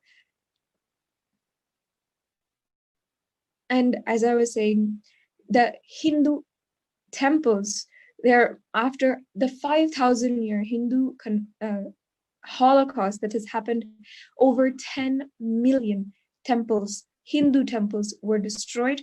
And we know for a fact how many temples, large temples, were turned into churches, mosques, into different other religious institutions, and they are after being used as places to continue to convert people and continue that cultural genocide and Holocaust against Hinduism. The truth is that what was once a physical destruction, after that became an intellectual destruction, where conversion went from physical, then to intellectual, then to literally destroying the knowledge, where Hindus themselves do not even know, do not even understand the benefit of our practices, of our teachings, and have literally diluted Hinduism far from what it once was, and have started to change those teachings, ultimately having no resemblance to what they were once, and also starting to be a danger to people, a danger to humanity. We have some of the statistics of conversion that has been happening just recently, just a few months ago, we can even pull out more numbers, more news about conversion that is happening, forced conversion, which is happening across the remaining Hindu land that is there. Of course, we don't have any nations that are actually Hindu today, but we still have temples in Pakistan. We still have temples in Sri Lanka and Malaysia, so many different places. But in these countries, the Hindus themselves are at danger of conversion and are ultimately in fear of their lives because of the massive hysteria and violence against Hindus that is continuing from the 5,000-year persecution. One of the examples that I can say is a report from 1992 where where the Hindus in Malaysia have reported that 160,000 Malaysian Hindus were converted, needed to renounce their religion and their lifestyle over the course of just 25 years. If you just do the math, how many different families, how many people are just uprooted from their lifestyle, and we are ultimately suffering due to that. And why is this happening? Because of the delegitimization of Hindu practices in legal and in societal narratives and so many different ways. When Hindus lose the benefit, and first of all, after destroying the temples, destroying the knowledge, and then making it illegal to practice certain Hindu rituals and different and Hindus are attacked, of course, it will be extremely dangerous other religion other than Hindus, because the benefit of laws and so many different social benefits are completely removed, if not absolutely destroyed. As you can see in this article, in 1992, like I said, 160,000 Hindus were reported to be forcibly converted in Malaysia, which was once a part of the 56 nations, which was once a part of the was literally once a Hindu nation. So it's going from literally 100% of the population being Hindu there to dwindling and dwindling until it's almost less than 5% of the population today. Going to the next slide, of course, one of the biggest examples where Hindu conversion as well as destruction of Hindu temples is extremely rampant and really, really dangerous is in the country of Pakistan, where as recently as June 2020, this year, 102 Hindus were forced into converting and leaving before, forced into renouncing their lifestyle, and a temple of the very few which still exist in Pakistan was then converted and become into a different religious institution. And this is the most recent, of course, we can dig out more and more news pieces, news articles where the Hindu conversion is going on rampant. But ultimately the picture is very clear to us. What has started 5,000 years ago with this Hindu Holocaust is not done. Just because we are independent, so-called independent, still all over the world, we are just reducing, we're losing our numbers, we're losing our ecosystems, and we're losing going farther and farther away from the fundamental Hindu lifestyle and practices. Of course, today, because of Swamiji, his hard work, today we have Kailasa. We have Kailasa, and we as Kailasians can stop the Hindu conversion once and for all. We can have a strong voice and become a strong voice, uniting all of the 2 billion Hindus across the world, and stand for stopping the Hindu conversion. So if you have listened to me so far, you've listened to the presentation that I have. Before we go into the discussion with our panel today, I would gathered with us today to use the hashtag Hindu votes are sacred and comment down below about what your thoughts are. What can we do? What is our responsibility? And I invite you to join the discussion that we're going to have. We have to really understand how we have to change the dynamics of what of the different statistics, the numbers that we are seeing, the mass media, how we have to change the narrative which is going on in mainstream media. It is all against Hinduism, and it is continuously promoting the conversion of Hinduism. So the first question, we can go back to the previous slide, sorry. The first question that we have for Jivartha Sadas today, helping us deeply imbibe our responsibility as Hindus and deeply imbibe our lifestyle, deeply imbibe what Paramashiva has gifted us. Let's first understand. I would like to invite the panel for the discussion on who is ultimately responsible for this conversion and how do we stop it. Inviting all the viewers also, you can cast your vote now and at the link provided, so that if you have already understood, you've seen the facts and you want to cast your vote, let us stand united against what is forcibly destroying Hinduism. So I invite you to cast your vote at kailasa.org/Hindu votes at the link provided below, and we can proceed then for the Jivartha Sadas. I would like to pose this question for all of the Kailasians, people who have gathered on the panel, as well as all of the viewers. You can join in the discussion about with this important, crucial question that we have to imbibe for ourselves. Who ultimately is responsible for this conversion? It's a very important question, Manikya Sadashiva Priyananda, where we have who is responsible for all this conversion. See, one thing, if we go deeper into this question, when you know the context of what you are living for, then what Hinduism contributes to you is very, very important. See, basically, the very Hinduism itself is the Enlightenment based, a religion. And actually, more than a religion, Hinduism itself is an Enlightenment based lifestyle itself. See, if we see, Paramashiva has given us everything elaborately into the details.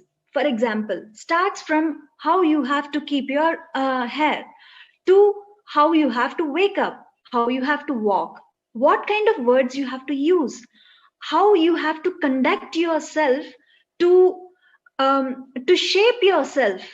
Everything, each and every minute details, Paramashiva has given us in the form of Vedas and Agamas, for us to live an enlightenment based lifestyle. See, at present, if we see whatever the violence which is going on, whatever the problems the human beings are going through, I can say 100% problems which each human being is going through, there is a solution in Vedagamas. It's like way long before even human beings happened on this planet Earth. Paramashiva has given this in the form of Vedas, and Agamas. So when we get deeper, dive deeper into this particular science, the whole life, each and everyone wants to live a conflict-free, happy, blissful life. So that kind of a happy, blissful lifestyle is available only in Hinduism. Other religions will keep the ambience, but the Hinduism has the a very important role to play in each and every human being's life. So we have to stop the conversion, and especially through this by the name of conversion, the violence, whatever is happening on this planet earth, has to be stopped. When the Hinduism is established all over the world, as Nithya Sadashiv Priyananda mentioned in the presentation, initially we used to have 56 Hindu nations, and we are the largest occupied, what I can say, the biggest religion available, as well as the conflict free, the richest. We never had any problem with the violence, or it is like literally we used to weigh the diamonds and gold and all onto the platform. So to that kind of a richest ethnic community which we had, now we are going through so much. Even for the basic food, the world is going through so much. Just to balance that, there are so much calamities going on. So Hindu Vedagamas have been mentioned very clearly. The very concept of worshipping each and every object as a life. So that very concept will bring us a lot of completion. So the Hinduism and Hindu lifestyle is very, very important. And each and every Hindus, each and every human being is responsible to hold the flag up and high and feel proud to be a Hindu. Nowadays, what is happening is, even if you put a bindi, if you put a kumkum and go onto the road, people will be ridiculing you. If you wear dhoti and go out, people will be ridiculing you. When you don't know the context of it, you will feel low when somebody says something to you. When you know the context, what we are doing, the very essence of the Hinduism will give a tremendous courage for us to live happily. So each and every Hindu, each and every human being is responsible to keep our Hinduism alive, up and alive. Yes, ma'am. I also want to add, it's not just the what you had mentioned, if we have a bindi, or if we're having a kantamala, or wearing any of this Hindu paraphernalia that is authentic to our tradition. Even just 10 years back in 2010, when the persecution escalated against Supreme Pontiff of Hinduism, just wearing, and I'm sure our panelist, Dr. Shanti, can also even maybe remember, just wearing our mala and wearing kumkum, or wearing any of Swamiji's photograph, because of how he stood for Hinduism. They were literally attacking. You couldn't even go out on the streets because of that. If this is not forcible conversion made by the mass media, then I don't know what is. And it's just simply normalized. It is just okayed and promoted by the mainstream media, and the continuous trolling of Swamiji's talks of the ultimate truths of Hinduism is just normalized. It is made fun, and it is made as a live, viral thing. Isn't that disgusting to see? And how, as we as Hindus, can we stand to see that happening in front of our eyes, and happening when we are logging into social media, when we're literally just scrolling through social media?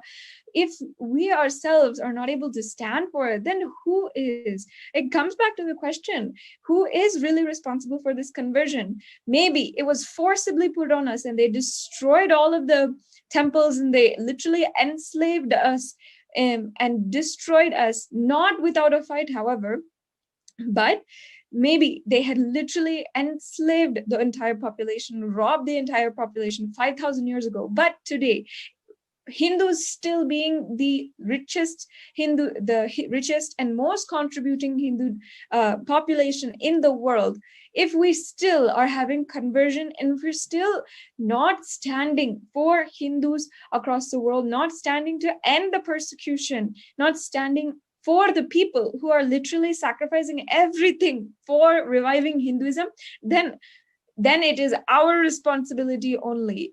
If conversion is keeping on happening, then it is our responsibility only. Today, still, Hindus across the world are the most contributing to the economy in the richest countries in the world.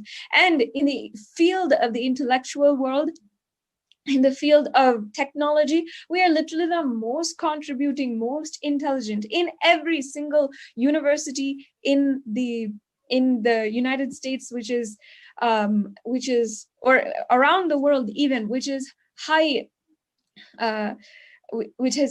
ranked and highly known for its educational value.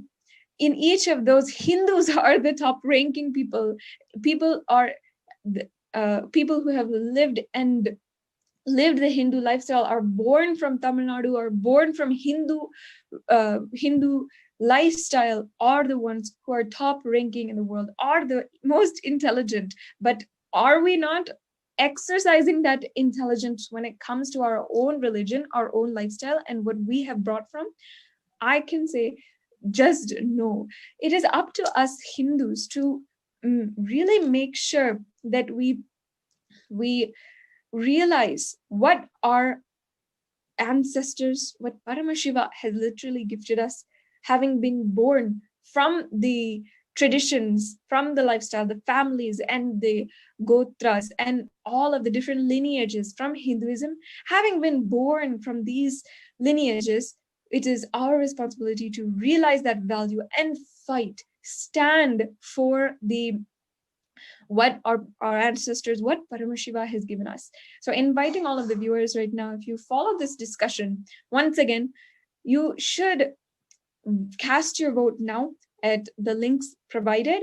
And also, please join in the discussion if you have an experience, if you have undergone something, if you have seen the conversion which is happening in the normal world, in your day-to-day life. It is not something, it's not anymore a violent situation which always defines conversion. It is not like that. Conversion is happening literally inside of us when we do not even stand for Hindu values and Hindu practices and the Hindu lifestyle. Once again, inviting all of the viewers, what are your thoughts? Do you have an experience having come face to face with these different forces outside which are continuously using mass conversion and mass hysteria in order to ultimately convert and make Hindus themselves go against, Hindus themselves lose their faith in their traditions? You can comment down below. Oh, yes, go ahead, Maprinyana. Thank you. Yes. So actually what I would like to add, when you ask me, there is nothing that is not available in Hinduism. Everything is there available. When it comes to knowledge, there are so many books. It's not stuck with just one book. Hinduism doesn't have just one book. There are many books. There are many Upanishads. There are many things we can learn and understand in Hinduism. It's not stuck with just one book that we worship. We worship every book that we have. And same way, when it comes to food, there are so many varieties of food that Paramashiva has given in the Bhagavad Shastras. Same way, when it comes to celebration, literally the whole year, every single day almost we have celebration. We have Paurnami coming, or we have different things which comes literally every day. It's a celebration.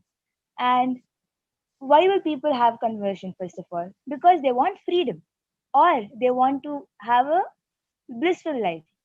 But Hinduism can give all of it, because we are just having joy, celebration, dancing. The way we express our feelings or love is through dance. So we can just flow with the dance and dance.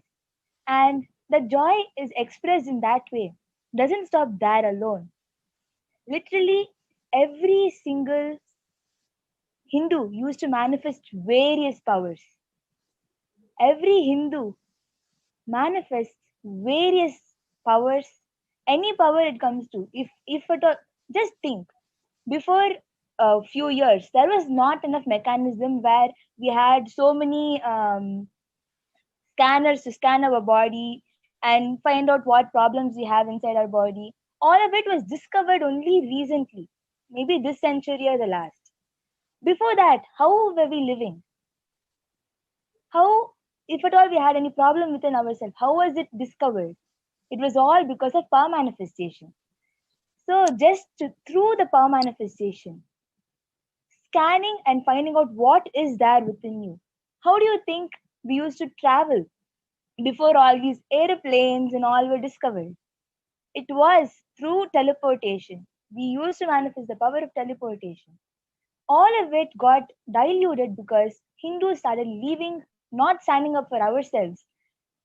Hindus, we all stopped standing up for ourselves and our stance for Hinduism. We started letting the other religions decide what our life is. We used to be the most richest people, but our money was just taken away from us, whatever we had. And then we started wanting that money for us to live, for us to eat. And we have been forced to convert from Hinduism to some other religion so that we can have the normal necessities of food or clothes or anything. The way it works is our land of Hinduism, our land produces all the cotton and everything. We grow the plants, we make the cotton and everything, and it is taken away from our land and then made into clothes, and then they sell it as made in China or made in Japan or whatever. And we appreciate items that are made from some other place. We want to get items that are made in US, we want to get items that are made in London, and all that we want. But the truth is, the base, what is made itself, is made from India, Hindu countries. But we don't realize that we are the source of it. We think, wow, it is from the Western country. And that makes that joy come within us. Because we are not standing up for our own culture. We are not ready to accept that we are the source of that also. The people who dedicated their life into work are most of the times Hindus. Hindus are the ones who just become the toppers of anything. The topmost Google is also sources from Hindu. So the same way, most of the things that are achieved in the world, everything starts from the source of Hinduism. Before maybe last 3-4 centuries only, these gymnastics, contortion and all started. Before that, it was yoga. So the base was yoga, which is Hindu.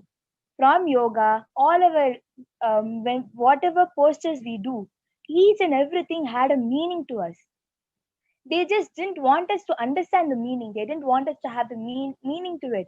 They didn't want us to understand the importance of us doing yoga, because of which they removed that importance. They removed the Shastra Pramana, they removed the Apta Pramana, they removed all the Pramanas which are available and started calling it as dog yoga, cat yoga, and everything, and started giving them their own name, which slowly got diverted and diluted into.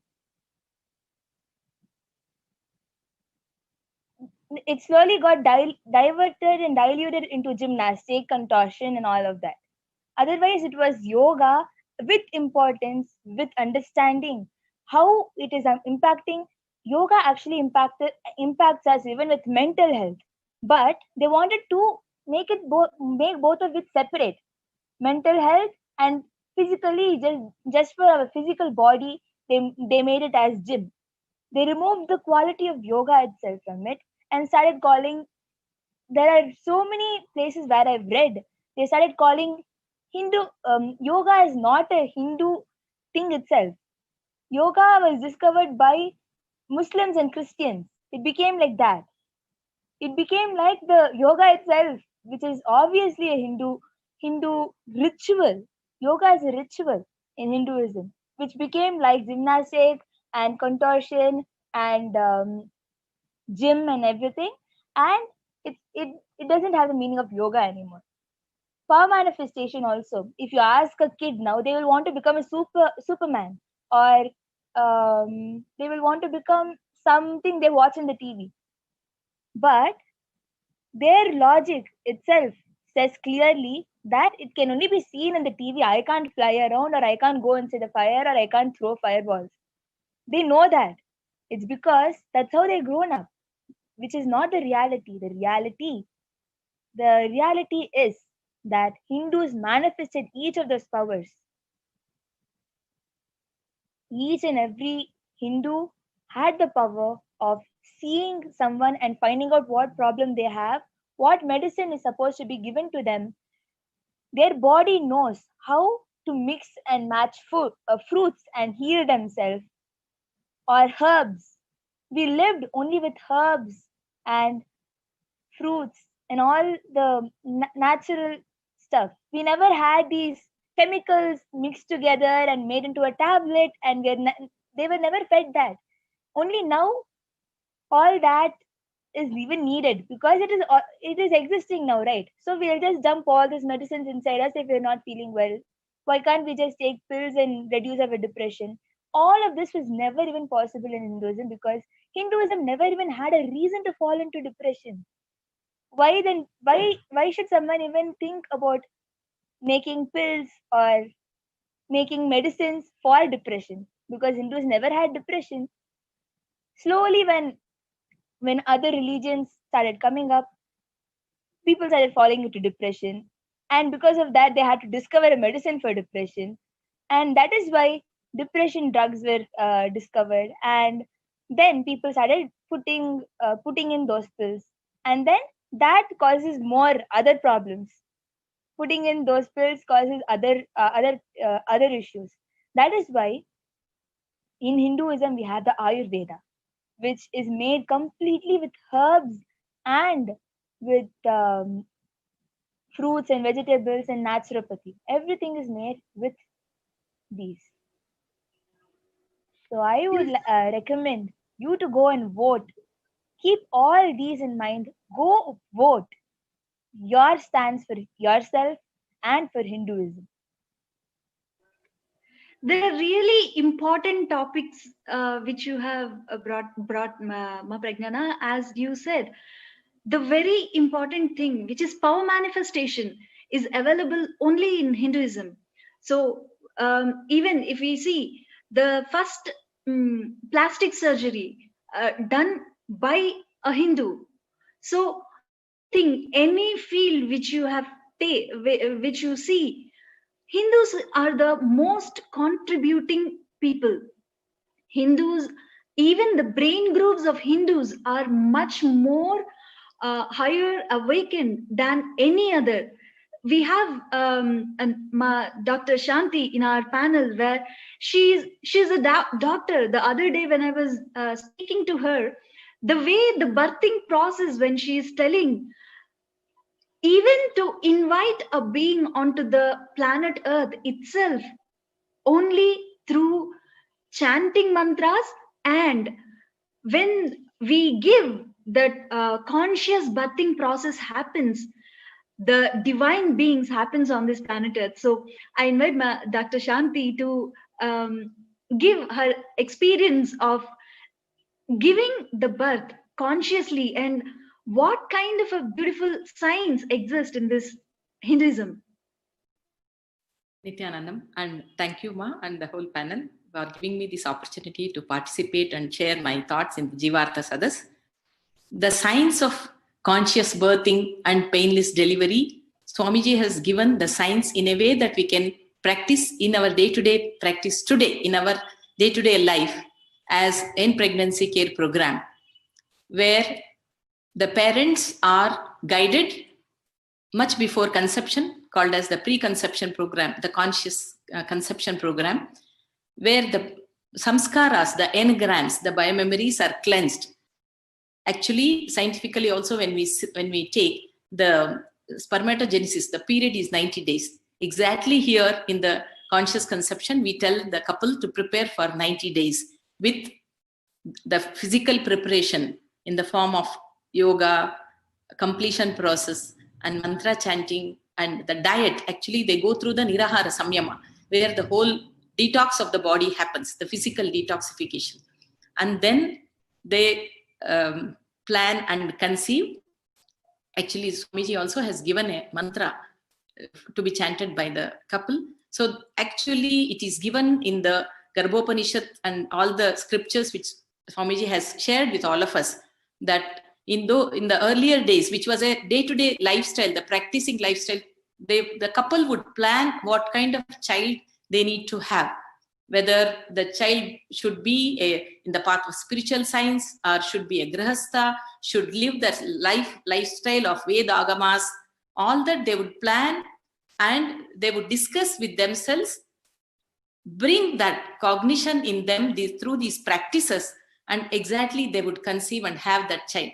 That is exactly now Swamiji is making it available to all of us through this program of conscious conception, conscious pregnancy, conscious birthing, where the couple are given the practices, including the yoga, the physical cleansing through the Nirahara Samyama, and the cleansing of the biomemory, where they can consciously decide what kind of genes they need to transmit and what are the genes they need to block.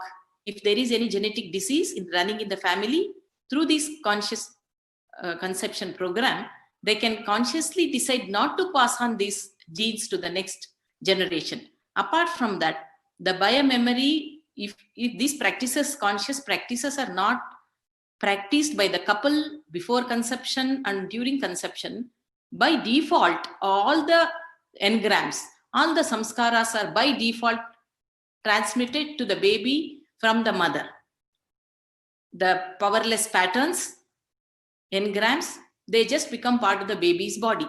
Here the whole essence is creating a receptacle, the baby's body, free of the biomemories, the restricting biomemories of the parents. So the baby is able to live the purpose for which it has taken the birth on the planet Earth. Like how Prahalada, though he is born in a Asura family, how he was able to live a divine life by the initiation of Narada Muni when he was in the womb. The same way, this couple, when they do this program, adopting all the spiritual practices, the completion process, initiation, the conscious initiation by the master, and the lifestyle free, living the tattvas, the four powerful tattvas, integrity, authenticity, responsibility, and enriching, when it becomes part of their lifestyle, and how their Anahata Chakra, the heart center, flowers, the couple are prepared to receive the baby from the right space of pure love and gratitude, not from expectation. So all these practices will help them to invite a high conscious soul. Apart from that, the whole process of birthing is totally painless because the mother is in a different state of consciousness, in the space of complete completion, in the space of gratitude. So she's just ready to invite the high conscious soul at the time of birthing. Hardly they experience, many of the mothers who are all living life like me and everyone else, being officials in software companies, teachers, and homemakers, just by simple practices of meditation, completion, all these listening to music and chanting the simple mantra, Omkara, all that, so much transformation happens. They are able to experience total painless birthing. Even when they just say it is like a severe headache, it's like severe menstrual pain. That's what they say. And they themselves say, I am very happy to receive one. And they are able to commune with the baby effortlessly, giving commands and instruction to the baby in the womb. And at the time of birthing, one of the software couple who had this end pregnancy care program, the mother was sharing that she just requested the baby to descend. She was able to feel the descent of the baby's part in her birth canal. That was a high awareness. Many mothers, they hear, though they are in the delivery room, the doorbell. See, they are not experiencing that intense pain that they forget the whole world. Not like that. They are aware what's happening. They're able to cooperate with the medical and the paramedical staff. They're able to commune with the baby. Another mother was saying that she just softly, gently, and lovingly spoke to the baby. In Kannada, she said, "Putta bega banbidu.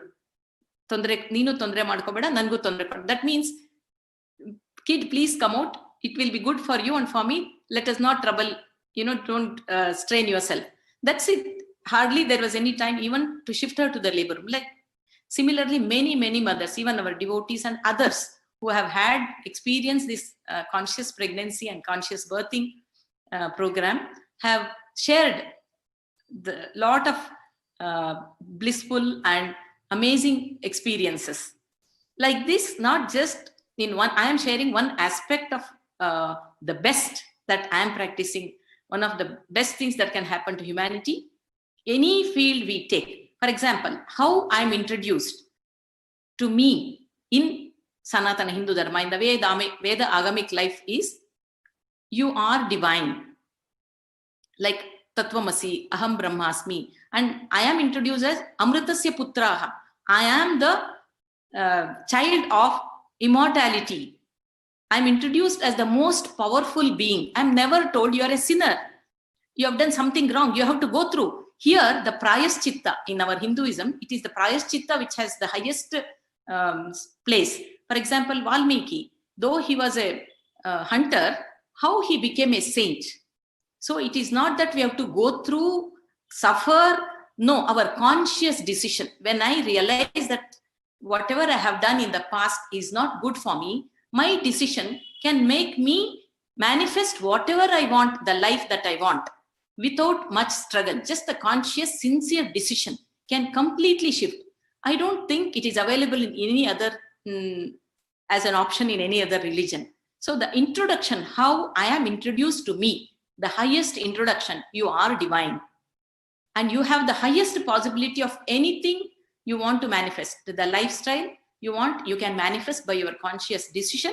And where we lost all this is when we stopped practicing, when we stopped referring to the original scriptures and just going with all the translations, as it is said, the Maximilian translation, which just brought down the Upanishads and Vedas, the powerful knowledge into, and we lost respect for our practices, our own religion. And we started thinking something, imported from outside is better than our own. Whereas it's like we have the highest riches and we are sitting and begging with the aluminium bowl. It's not like that. Our Vedas and Agamas has everything that is needed and much more than what we need, and to share with the entire world. The lifestyle, as the 4 Angas Swamiji has given, Gnanapada, Yogapada, Kriyapada, everything gives us the entirety, covering our lifestyle from the birth, entire childhood, youth, and our middle age, old age, graceful exit. The science of graceful exit Swamiji has given. How we can live in our old age without suffering with the weakness of the body and the mind. Such a beautiful science from birth to death and after death. This conscious death experience, what Swamiji gives us, tells us that we have the choice to choose the next birth, whether we want to come back as human or we don't want to come and remain in the space of Paramashiva state and space. Imagine a religion or scripture giving everything that is needed. Then where is the question of conversion? Because we are not given the right context of why we are doing what we are doing, and not given the original Shastra Pramanas. Every time a Shastra Pramana is read, we feel so excited. We feel the truth of the shloka, the truth of the scripture just enters our heart. We may not understand, but the truth touches us. That is the power of the original scriptures. The Shastra Pramanas are the backbone, and it was that which was hit. The Shastra Pramanas were hidden, were taken away, were not made available to us. Now Swamiji is bringing all that in its original source as it is, setting the context for why we have to wake up this way, why we have to brush this way, why we have to put the forehead mark, whether that is nama or vibhuti or kumkum. We have first, we should, when we know the context, we fall deeply in love with everything that we do. Even putting this bindi or the sari I wear or the way I speak, or when I do puja, why I should cook using the organic food items. All this sets the context. When the context is set, the right context, naturally we fall in love with every aspect that we are living. Because it was lost, I feel, when we don't have respect and love, first of all, the love for what we are doing, when it is lost and we lost the context, so much of damage is done. And now we should feel responsible who are here, and Swamiji is giving us in an available way, initiating us into the lifestyle of Jnanapada, Kriyapada, Yogapada, and let us take every bit of it and live it, living and practicing Hindu. Swamiji calls every day before satsang, living and practicing Hindus. Why? Only when we live, only when we practice, we have the depth of experience in our very being, in our very core, as Nitya Puja, Nitya Yoga, and the food that we eat, and all the samyamas. Now we are all going through the Turyatita Samyama, which helps us to realize who I am. Having the right introduction of me as an experience, not as words. See, the theology, the philosophy, theories will not stand for long. And not only that, it will not be available for me when I need it at the crisis, the peak crisis of my life. If I'm having the experience that I am consciousness, not as words, I know that I am connected to, I am the reflection of Paramashiva. And I know when I chant the mantra, when I remember him in my inner space, he is available. That makes me powerful to live my life going through all the ups and downs. Unless I live it, if I hear that as a theory, how will I even believe it? I won't. So naturally I say all these are useless. They're all bogus. Why should I practice? Why should I waste my time in puja? If I do it every day, I don't need long time to realize it. Few days, even if I don't understand, sitting and listening to the mantras, the manuals are available. Swamiji is initiating all of us online to Nitya Puja. When I live it for a few days, I know the power. I know the experience that happens in my space every day when I sit and connect to Paramashiva. That is how the experience makes the Hinduism so living science. It's a living lifestyle. Even when we take the Bhagashastra cooking, only when I cook, when I offer it to deities, and then share it with everyone and have it myself, I know how it is. So it is a living, practicing science. Hinduism is not just a theory or a philosophy somewhere kept in the library. No, it is available now at the click of a button. We have Kailasas all over the globe who are living this early morning yoga, Nitya Puja, and then starting our day. We can connect to all of them and start living and taste it. Make it as part of our life and enjoy how depression cannot even touch us. As Ma Pragnana so beautifully said, 365 days we have celebration, Venkateshwara Brahmotsava, Nityanandeshwara Brahmotsava, Meenakshi Brahmotsava. How many celebrations happens in Adi Kailas Nityananda Devalaya? It is just a feast. Even we may not believe, we may not understand, just connecting on Nityananda TV and sitting for a few minutes, morning and evening, is enough to enjoy the grandeur that the deities radiates, the puja, the mantras, that will take away all the depressions. We need not know anything. That is the power of living Sanatana Hindu Dharma Veda Agamic lifestyle. Yes, ma'am. What I just actually, want to stress. Yes, actually, it is not like even one deity alone also in Hinduism, right? It is not like we're stuck with just one god or one deity. Whoever we want to connect with, we have various deities, various gods in our life. We have various people who, like how we connect with them, we can connect. If we want to connect ferociously, we can connect with Paramashiva. If we want to connect with motherliness, we can connect through Devi. If we want to connect as a kid, we can connect through Lord Ganesha, Lord Muruga. If you want to connect with love, we can connect to Lord Krishna. We have various ways how we can connect to a God. We don't have just one God, or we don't have just one book, or we don't have just one understanding.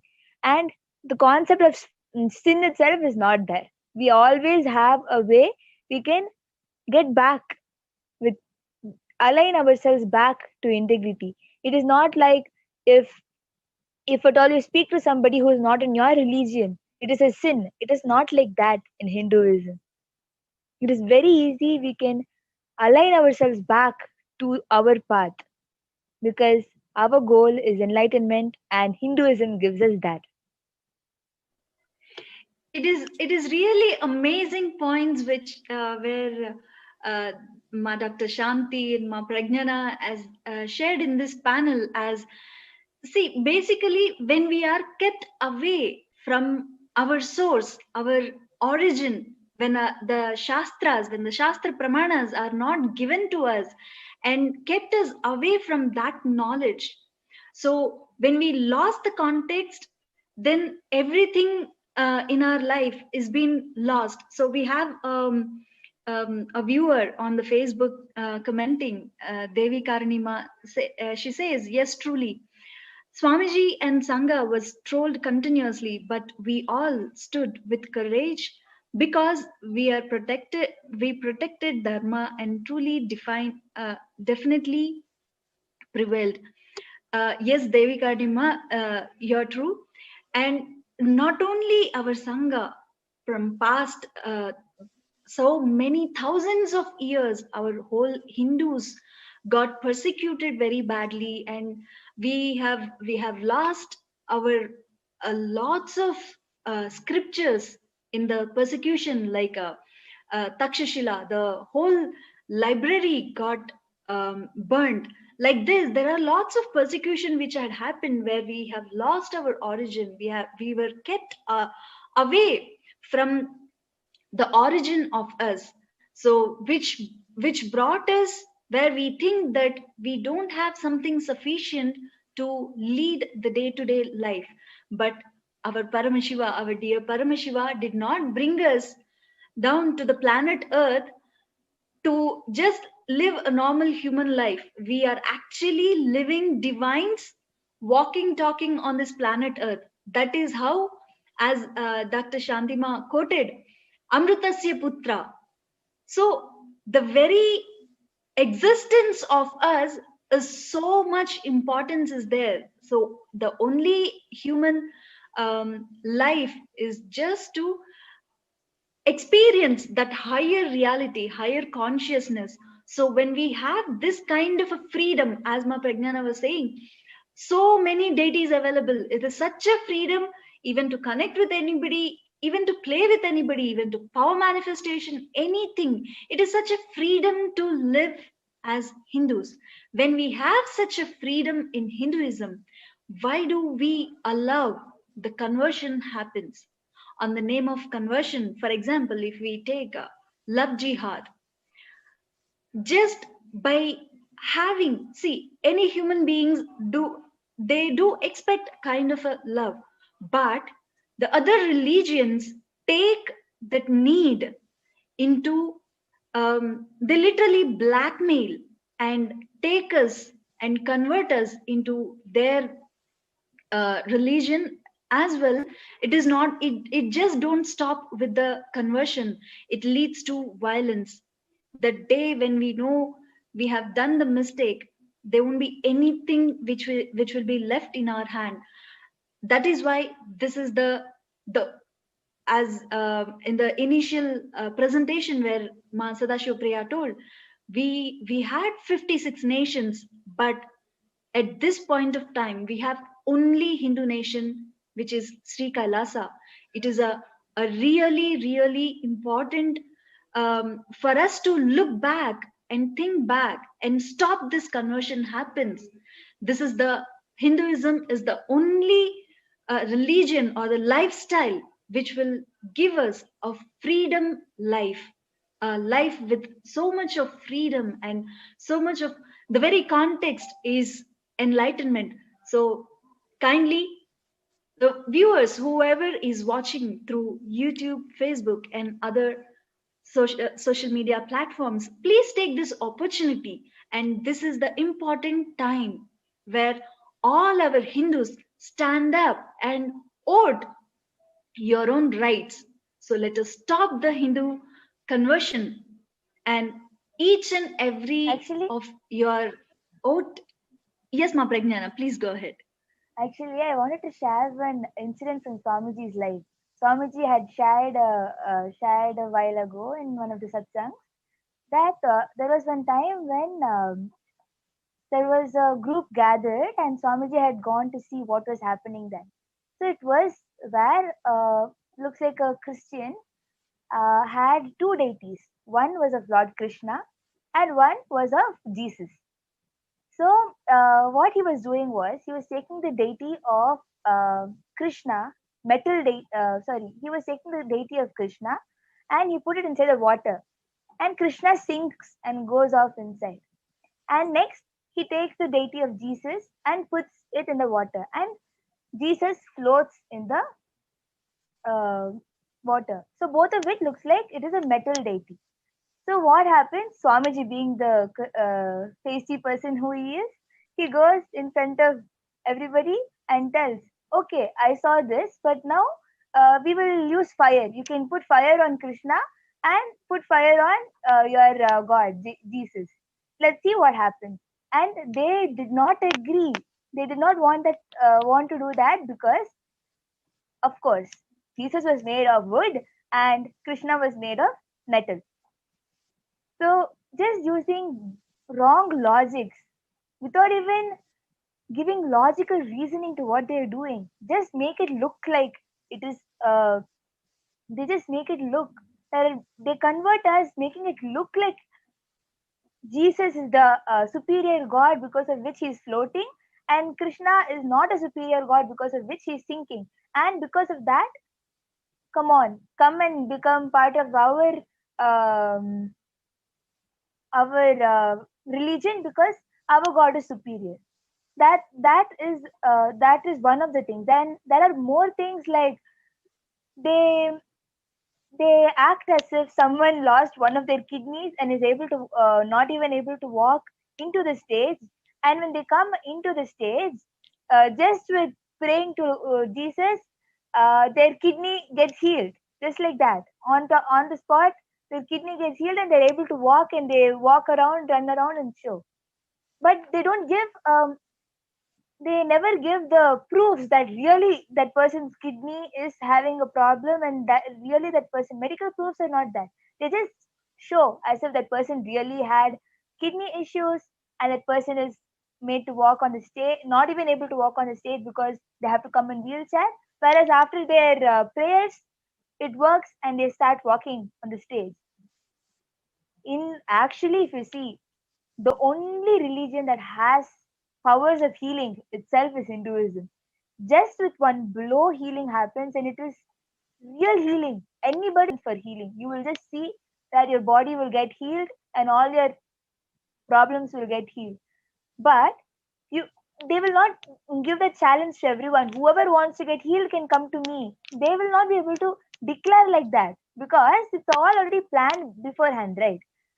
They will not be able to declare, oh, you have a kidney problem, I will do prayers, I will be able to heal. They can't tell in front of everyone, calling any random person. They've already selected one person who has to come.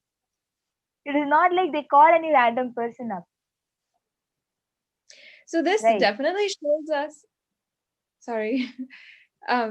this shows us that it is not like we're saying one religion is superior over another. We are trying to show how the narrative is going on, how continuously it is made to seem as if Hindus are in some way or form either violent, undeserving, or if you see in the mass media, how when they are having all of these conversion tactics, and literally, if you call it just brainwashing the masses, but who is the one who in the or being accused with words such as cult or anything like this. We have the Shastra Pramanas, the authentic practices of power manifestation.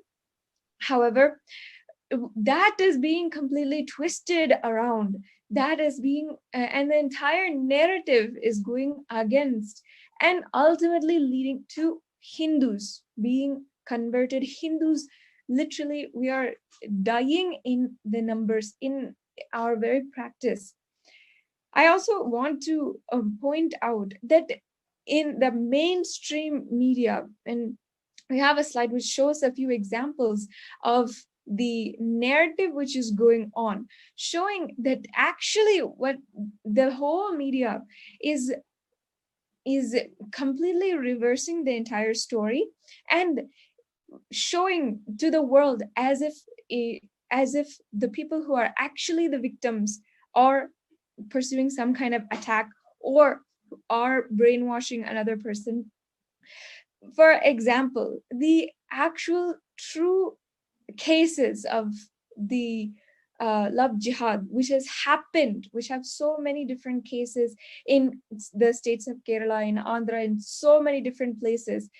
And we have numbers, real numbers, showing the statistics of how this is a real happening, where conversion is happening forcibly against Hindu women and girls. And those women are then sexually exploited, enslaved, and who knows what kind of torture in the hands of extremely violent groups, terrorist groups. We know that every single year, 15,000 Hindu women are at a extremely threat or are converted because of this tactic which is used, and then sexually exploited and violated, literally abused or raped or enslaved. Yet in the media, how are they showing it? In the media, they're saying that this whole thing is a conspiracy theory, that the whole thing is a hoax. How they are literally turning the numbers that we have, the facts that we have, and making it into a completely different narrative, making the victims of this whole thing, victims of the persecution, the Holocaust, and literally a cultural genocide, making that look like a completely different story, as if we're targeting another religion, or we're victimizing another religion. And it's absolutely this is the way that they literally turn around the narrative, and the anti-Hindu forces are getting their way. They're literally succeeding at converting Hindus, not forcibly, but literally by getting into our minds, getting into our media, getting into the narrative. And Hindus themselves are losing the faith that they have in their own religion. And the examples that Ma Pragnana gave, the examples that we've been talking about, show that the way that they have been diluting and completely twisting all around the narrative is literally ultimately getting into the brains, poisoning the brains of Hindus themselves, where we ourselves forget the authenticity, the best of Hinduism, the best of our best lifestyle which exists in the world, which we inherited from our ancestors, and which exists, which Paramashiva has gifted us. We are literally the inheritors of the best lifestyle, and being the inheritors of the best, it is ultimately our responsibility to stop Hindu conversion. We have to stop this narrative which is going on in mainstream media, in the society, and so many different social streams and the social media against Hinduism. It is, and we have to ensure that we stand for it. First, we have to live the Hindu views, and then immediately standing up for it can happen naturally, because we ultimately know, we realize how this is the best thing that can happen to us. So I encourage all of the viewers once again, it is so always extremely nice, extremely inquisitive, the way that people are always commenting, showing your giving your experiences, giving your comments. So I encourage all the viewers to use the hashtag Hindu votes are sacred on Twitter, or comment down below in Facebook. Comment on the live video which is happening right now as we are waiting for the darshan of Paramashiva, as we are waiting for the Nithyananda Satsang. Let's have a Jivartha Sadas, a actually beneficial Jivartha Sadas. And if you participate, you can also imbibe the truths that ultimately Swamiji is telling. What is he teaching? By making us or giving us this platform where we are able to discuss the ongoing events, discuss the problems that we might be facing, discuss all of these. He is ultimately showing each and every one of us the ultimate benefit and giving us the opportunity to really deeply imbibe the benefits, the good that Paramashiva has given us and we have inherited from our tradition. So encouraging all of the viewers to use the hashtag Hindu votes are sacred.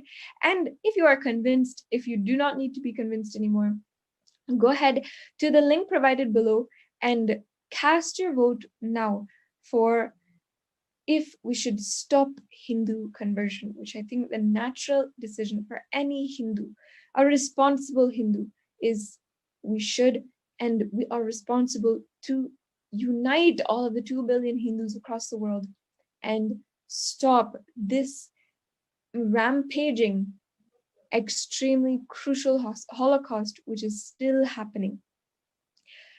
I also wanted to bring up for the whole panel, each and every one of us, especially if you're sannyasis, even the devotees, we have literally come face to face. And every Hindu in the world right now, we may say that we are 2 billion across the world, but still every Hindu across the world has come face to face with conversion. It is not some violent, forcible conversion which is happening. It is literally ingrained within our society. I can say for myself, from my experience living, if not for Swamiji in my life, I would literally be just another American Indian girl who, or a young woman who is literally getting so sucked into the Western lifestyle, losing the authenticity of the practice. Even though my parents were extremely orthodox, even though my parents went to gurus, when my parents went to temple, my parents had so much of faith in the tradition, still that ecosystem that my family gave me was not there, at least I can say from my experience in the United States. And I can even speak for some people who are living in India. Even if you're living in a traditional family, you don't naturally live and learn to build that ecosystem. You don't learn to respect Hindu values. You don't learn naturally in the ecosystem that is there currently in Hinduism that we should live a Hindu lifestyle. That is literally how the conversion happens, by making us lose that belief, that strong belief in our culture, our lifestyle, and our tradition. In the United States, where I grew up, obviously, the Western culture, the Western ideas were so inviting, so tempting, but only because of Swamiji. See, my family is extremely traditional. My father did practice every single ritual, whether it's Ganesha Chaturthi or Navaratri or Shivaratri, and going to different gurus, participating in bhajans, and always appreciating all of these, all of the Hindu tradition. My family was like that. But because I was not in the ecosystem like that, if not for Swamiji, who literally taught me and who just spoke into my listening and lifted me out of such a dangerous situation, I can say, if not for Swamiji who had done that, I would literally be one of the most pseudo-secular Hindus that there might be. And I can say this for so many Kailasians across the world. We have dealt with this on a face-to-face decision. We know, we see it in our families and people who are not connected, and literally our extended families, where they're not able to stand for Hinduism. They're not practicing the traditional Hinduism, and we're literally letting the Hindu lifestyle become more and more diluted, become more and more destroyed. I can see it in so many people. And one of the beautiful things which Swamiji has done in an environment which, an ecosystem which is slowly become pseudo-secular, which is becoming so diluted Hinduism, which the neo-Hindus are just literally taking over and poisoning the mass and poisoning the whole public. In that environment, literally protecting each and every one of us and ensuring, no matter where we are in the world, that we have this strong experience in actual authentic Hinduism. It's not as if we had since 2002 in the United States, we had beautiful ecosystems. We had the sovereign order of Kailasa and 200 to 300 sannyasis. It's not like that. We were outside and we were isolated in different places. It's not, we were a small group, but the power of Swamiji's initiation and the power of Swamiji's experience, which he imparted to each and every one of us, it helped us stand not only in the environment where Hinduism was becoming extremely diluted, where pseudo-secularism and so many Hindu values were being diluted, but it helped us stand through attack after attack against Swamiji as he stood for the revival of Kailasa. And that goes to say so much about the entire narrative, the experience that Swamiji has given us. That goes to show the authenticity of the experience that Swamiji has given us. I can say for a fact that so many people whom I know, so Kailasians across the world, and even the sannyasis and Dr. Shanti, who have joined me on this panel, we have come face to face with the religious conversion going on against Hindus. And we have fought for it. And because of the experience initiated by Swamiji to each and every one of us, because of that only, we have been able to stand the Hindu conversion. And we are literally growing as the fastest nation on the planet Earth right now, in the midst of the COVID pandemic, in the midst of so many different social turmoils. We are the fastest growing nation, I can say for a fact, that so many millions of people across the world are starting to become a part of this ecosystem, starting to have the e-passport and everything. I would like to ask a question, of course, to the rest of the panel, and also all of the viewers who are watching. I can say for a fact, even our sannyasis, so many people who have literally, if not for Swamiji, just like me, just like me, if not for Swamiji, we would have just been in some other lifestyle. I know that there are sannyasis who could have been converted to Christianity, could have been converted to Islam, not because of, but because of the environment that they live in, that forcibly converted them and forcibly made them lose the Hindu heritage that they inherited. So opening this question out to the rest of the panel, and inviting each and every one of the viewers to give your experiences. Let's share maybe what you want to have to say. I think Dr. Shanti, if you'd like to say something. Yes, thank you, ma'am. Here I would like to add the valuable tattva what Swamiji has shared with all of us, like how the whole Hinduism is undergoing persecution, and especially Swamiji for the past more than 10 years, continuous religious persecution, how he was able to withstand and go through all this and still establish the Kailasa and give all of us amazing spiritual lifestyle, spiritual experiences, not as globally. He has established hundreds of temples, Paduka Mandirs, centers. Amidst fire, he was taking classes, he was doing all this. How it was possible for him? He not just lived it, he has initiated, he has shared for everyone all over the world, established in ahimsa, the non-violence. That is the tattva, the core of Sanatana Hindu Dharma, the Hinduism.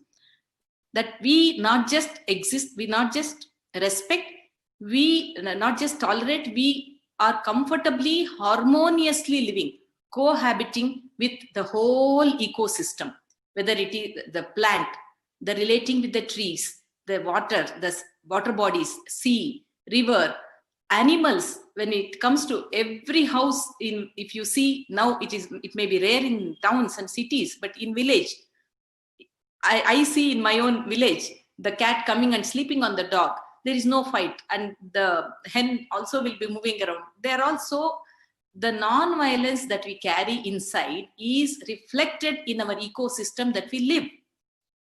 It is not even tolerating the other religion. Here, there is no question of conversion. Sanatana Hindu Dharma is live and let live, and also enrich. The whole platform is one of the tattvas is enriching. In that enriching word, there is no ego, there is no doership. You are just continuously contributing, not even expecting anything. That is the lifestyle that is given by our scriptures. So it is harmonious cohabitation with the whole existence. When human beings forgot that, when they wanted to possess the Vatavarana, how it got polluted, how the whole pandemic happened, we all know. So much of pollution and wanting to grab. There is no grabbing in Sanatana Hindu Dharma. There is no possessing. There is no terrorism. It is just enjoying the whole, celebrating the whole, sharing everything with the whole. Even whatever we grow, it is to share. Food, everything that we have is sharing. Even we are all told, the more you share, the more you get. It is like a casual thought current. We have been told that as children. This is the powerful cognition, the powerful way of living that Swamiji has given all of us, reviving the essence of Sanatana Hindu Dharma. One is the ahimsa. Being established in ahimsa takes us to explore and experience and live that powerful space of Aham Brahmasmi, or whatever Swamiji says. Now he has initiated a Paramashivoham. I am Paramashiva. I am Parashakti, or I am my Ishta Devata. That space can be experienced only when I am established in Paramashanta Swarupa. I am in that non-violent, extreme Prashanta Swarupa. Otherwise, I try to grab, I try to convert, I try to establish that I am superior. See, it is, in fact, in one of the interviews, Swamiji has told with the Infosys chief that I am superior and you are superior. Is the fight between my God superior, your God superior. It's my ego clash. Otherwise, there is no superiority. With Krishna and Shiva, there is no fight. It is Krishna's devotees and Shiva's devotees fight. That's what Swamiji tells. As long as we carry that I am superior, you are inferior, there will be violence, a subtle violence. Our lifestyle, Charya Pada, Kriya Pada, what Swamiji has given, when we start living that as per the scriptures, as Paramashiva has given, automatically our being is established in non-violence, established in inclusive of everything, being harmonious towards all the creatures. When we live in that space, where is the question of conversion that happens? So I should know the original scriptures. I should experience the lifestyle, get into the core of, as Swamiji says, read the original Shastras, read the original books. Unless we do that, we never get all the superficial, whatever is shared in. I don't think it should be that is the way we should learn. We should get into the original books, read, understand how we are introduced to ourselves, how this whole world is introduced to us. Where in Ishavasya Upanishad, as Swamiji says, the whole thing is Paramashiva, or the source, created the whole thing in his sea. So naturally, it is a manifest of the source, whether it is the water body, the hill, the other animals. Then where is the question of killing and eating the animal? Or where is the question of conversion is nothing but as violence that I carry. That's where it boils down to. So it is the individual transformation that brings the global peace, the global harmony, which is the need of the hour. So we have to come to the Sanatana Hindu Dharma, the Veda Agamic lifestyle, where we find the inner peace, the Paramashanta Swarupa inside us, that we can manifest, that we can share. That is the whole essence of the Kailasa, bringing the global peace from the context of bringing in the individual peace, experiencing the highest possibility of the individual, that I am divine. When that happens in me, definitely I will not cause any violent action or violence. I will not carry any violent thought about the others. So naturally, all this will die down. The fight, the violence, and the border fight, everything will settle naturally. So we have to go back to our scriptures, live the original Veda Agamic lifestyle. That is what I wanted to share at this time of the COVID and the Pralaya time, what Swamiji is saying is coming to an end, and we start living as the highest, with the highest expression for which we have taken this human body. Ultimately, our goal should be enlightenment. When we have that goal, naturally, all these things will not even be there in the cognition, for which our inner transformation is essential. Thank you.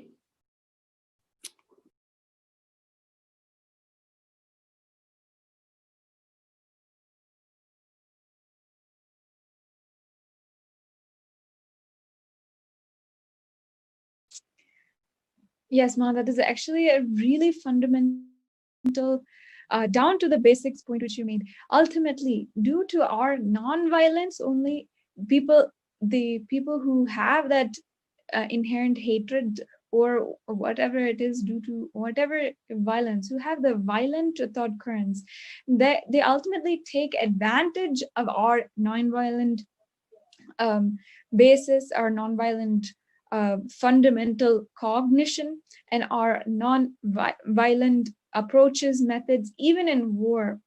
Our entire method, everything was dharmic. We never, even in war situations, we never diverted, we never became extremely violent, and we always held the dharma. But due to the violent opposing forces, the anti-Hindu forces, who have developed these unnatural, violent thought currents and have founded themselves based on these terrorist ideas, we ultimately that non-violence is exploited, and then we have to go through so much. But of course, that does not mean that we forego this fundamental basic, because as Swamiji has shown, as you rightly brought up, Mom, throughout his whole persecution, he was always nonviolent, and that only ultimately it gave him the win, and he was able to successfully revive the whole nation of Kailasa. It was only through the nonviolent strategies that he was able to successfully win the whole war. It's actually a really good point that you brought up. These fundamental cognitions we have to ultimately internalize within inside of us.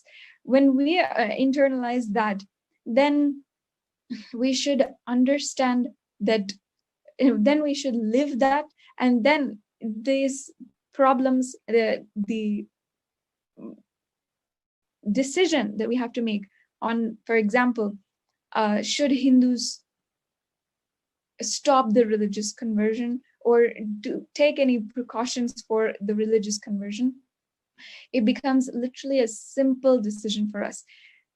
I understand for many Hindus across the world, they might not have this ecosystem. They might not have a way that they can live the lifestyle of Hinduism. I know so many Kailasians across the world who live in non-vegetarian households, and so many people who their entire family was not even supporting them becoming Hindu, but because of the experience that they gave, and they're sticking to the experience that Swamiji gave them, they stood for the Hindu principles and the Hindu lifestyle, and today are living and practicing Hindus. Ultimately, if we understand, we remind ourselves, deeply imbibe these cognitions that are inside of us, we can ultimately stand for Hinduism. And sometimes also it might not be easy for Hindus to stand against the mass trolling that goes on social media. Even if your friends are trolling, or if you are living in an ecosystem which might be Hindu phobic, then it is extremely difficult to stand up for Hinduism. In those situations, if you are in those situations, you might be, and you might not have that ecosystem, we have to remind ourselves of the fundamental Hindu cognitions, the non-violence, and the truth, standing for the truth, satya, all of these fundamental Hindu cognitions, and where we've been continuously discussing over the last few hours. If we remind ourselves of that, easily we will be able to find the solution for our own situation. One of the beautiful things that I love to remember, the Mahavakya, remembering the Nirvikalpa Samadhi, is a intelligence-giving decision. It's an intelligence-giving action. If you chant the Mahavakya, or you decide that you will be in Nirvikalpa Samadhi, and you decide that you will fall into the space of Paramashivoham and not any victim space, it is an intelligence-giving action, means that your action itself will produce more intelligence in you. It will naturally open up that inherent intelligence inside of us to protect itself, and to give us the ultimate strategy, to weave our way through any war situation. And of course, that is how Swamiji has ultimately won the war. If you are a Hindu who is on the brink of who might be in a very Hindu-phobic society, who might be not able to practice the Hindu lifestyle because of any reason, if you fundamentally believe in the Hindu cognitions that are derived from Paramashiva himself, and the Swamiji has revived, if you continue to just hold that within your inner space, start practicing these fundamental Hindu cognitions, it ultimately gives the inherent intelligence for us to stand for Hinduism. And ultimately, we can together unite and stop the Hindu conversion, which is going on in a larger rate. Is a beautiful thing. And really only now, when Dr. Shanti has explained about the non-violence and about this fundamental cognition, did I also understand that this intelligence-giving Nirvikalpa Samadhi that Swamiji literally has initiated each and every one of us into, when we fall into that state, that gives us the strength, ultimate strength, and the solid titanium strength to stand, fight, do anything needed in order to stand for Hinduism, stand for ourselves, and stand for what is right. I encourage each and every one of the viewers, even if you're in a situation like this and you're thinking, oh, but I'm not able to participate, I'm not able to stand for Hinduism, I myself am not able to practice my Hindu lifestyle. Remember, let's get back to the basic cognitions of Hinduism.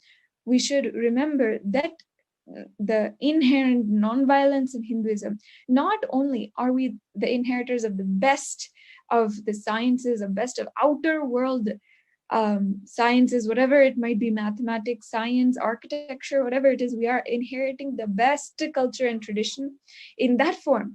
But also the spiritual science, the science of consciousness that we are inheriting, and we are able to practice that. That is the ultimate gift given to us by Paramashiva, and that can easily help us to stand for Hinduism and help us deeply imbibe these cognitions and make it manifest into our lifestyle. And we're discussing today, should Hindus stop conversion? It's not just a question about the violence which is going on in the outside world, the 15,000 women who are being converted forcibly in love jihad in different forms and being sexually exploited. It's not just about the physical violence going on the outside, but also the inner violence which is happening inside of us, each and every one of us, when we decide and we just forego the Hindu practices and the cognitions that we have inherited from Paramashiva.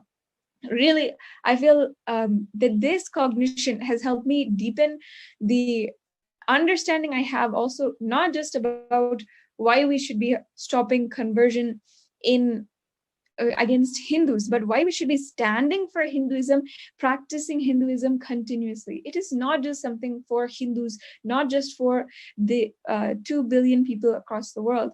It is for every human being. Every human being, if we protect Hinduism, if we protect the cognitions, and we protect Hindus from being converted, every human being in the world, every living being, I can say, animals, plants, everyone included, ecosystems included, will be protected and will have the best life, will be able to even see a future. And what you even said, bringing up the COVID pandemic, Ma, even as of now, as we are living through this COVID pandemic, as we are living through so many different social turmoils, it is, and we are literally seeing a new world, something which is completely new, a new age which is forging, a new world which is forging.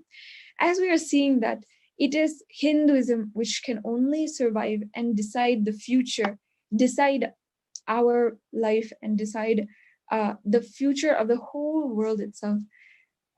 So encouraging all of the viewers, if you would like to, you can use the hashtag Hindu votes are sacred. And I'm really understanding why Swamiji is saying Hindu votes are sacred, because ultimately when we exercise our right to vote and we make that conscious decision, it is a spiritual process that each and every one of us are blessed to be able to have.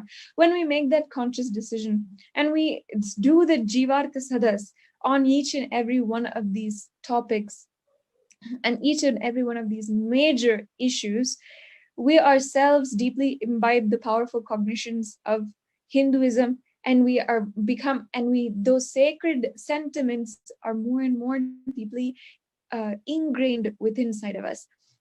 So use the hashtag Hindu votes are sacred and join the discussion. Join the Jivartha Sadas, which is ongoing.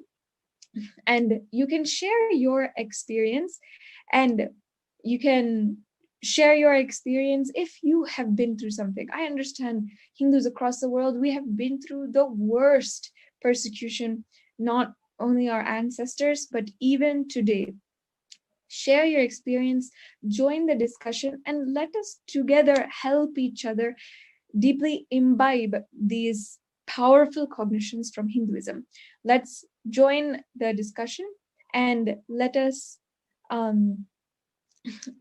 each and every one of us cast your vote now for should Hindus stop Hindu conversion.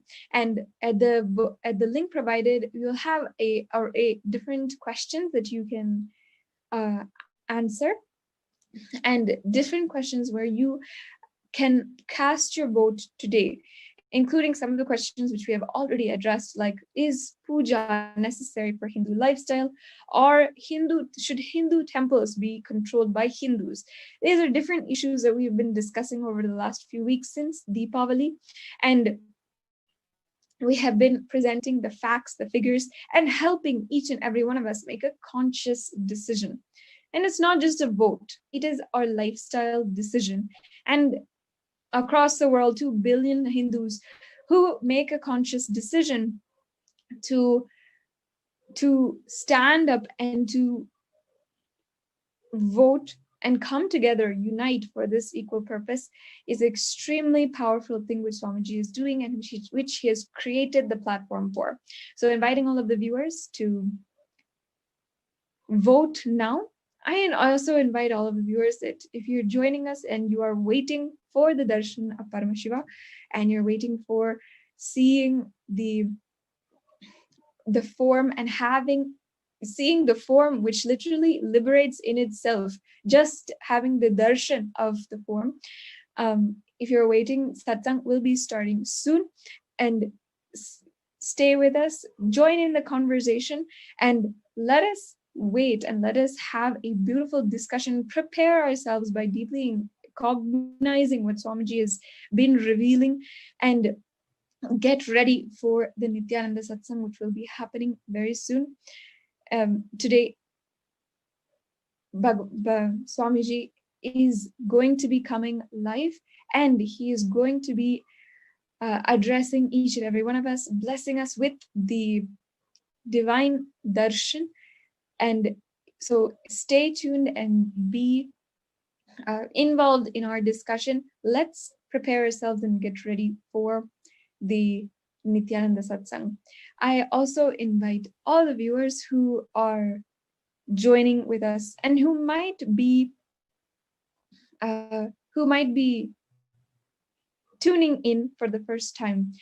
If you want to know, you're just getting to know what is KAILASA, who is Swamiji, who is the Supreme Pontiff of Hinduism, I invite each and every one of you. You have a beautiful opportunity now to get your e-passport and become an e-Kailashian. Today's Nithyananda Satsang will be exclusive for e-Kailashians only.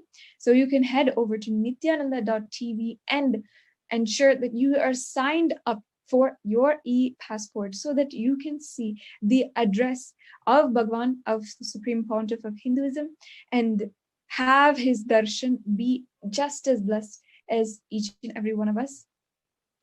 The e-Kailasa is your ticket to join in all of the different events, festivals. If you are excited and you want to become a part of this 365-day celebration, which is in Kailasa, which is literally Utsava, which is the eternal celebration, then sign up for your e-passport right now at the link provided below. You can join in on this extremely beautiful opportunity wherever you are, just one click away.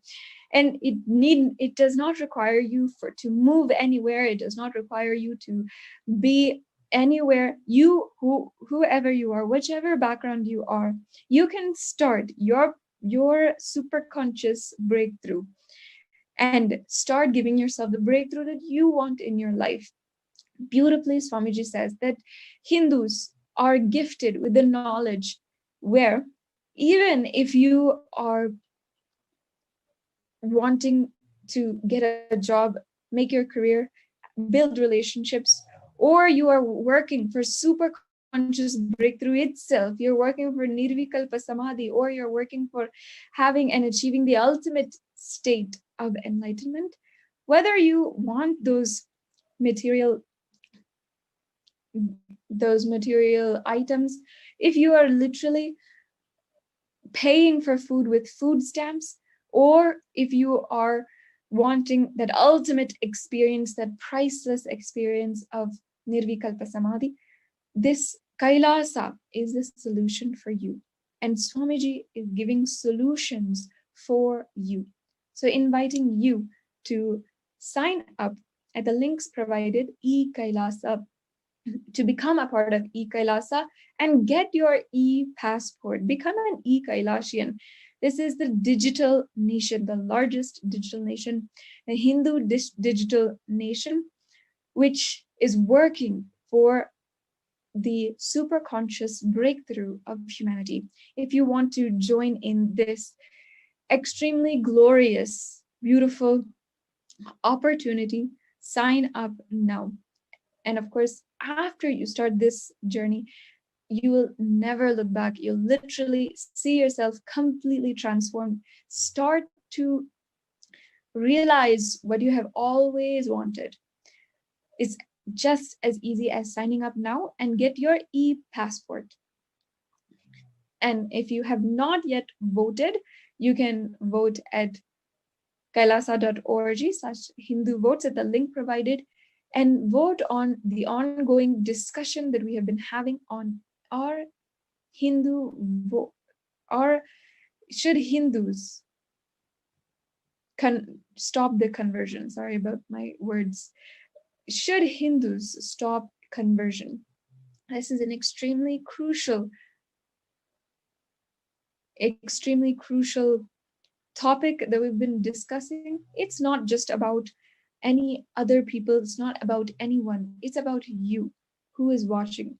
If you are Hindu, then it's especially about you. If you're not Hindu, then you have to understand that Hinduism can affect and literally can benefit anyone. And just this idea, just stopping the conversion of Hindus, will benefit the whole of humanity itself.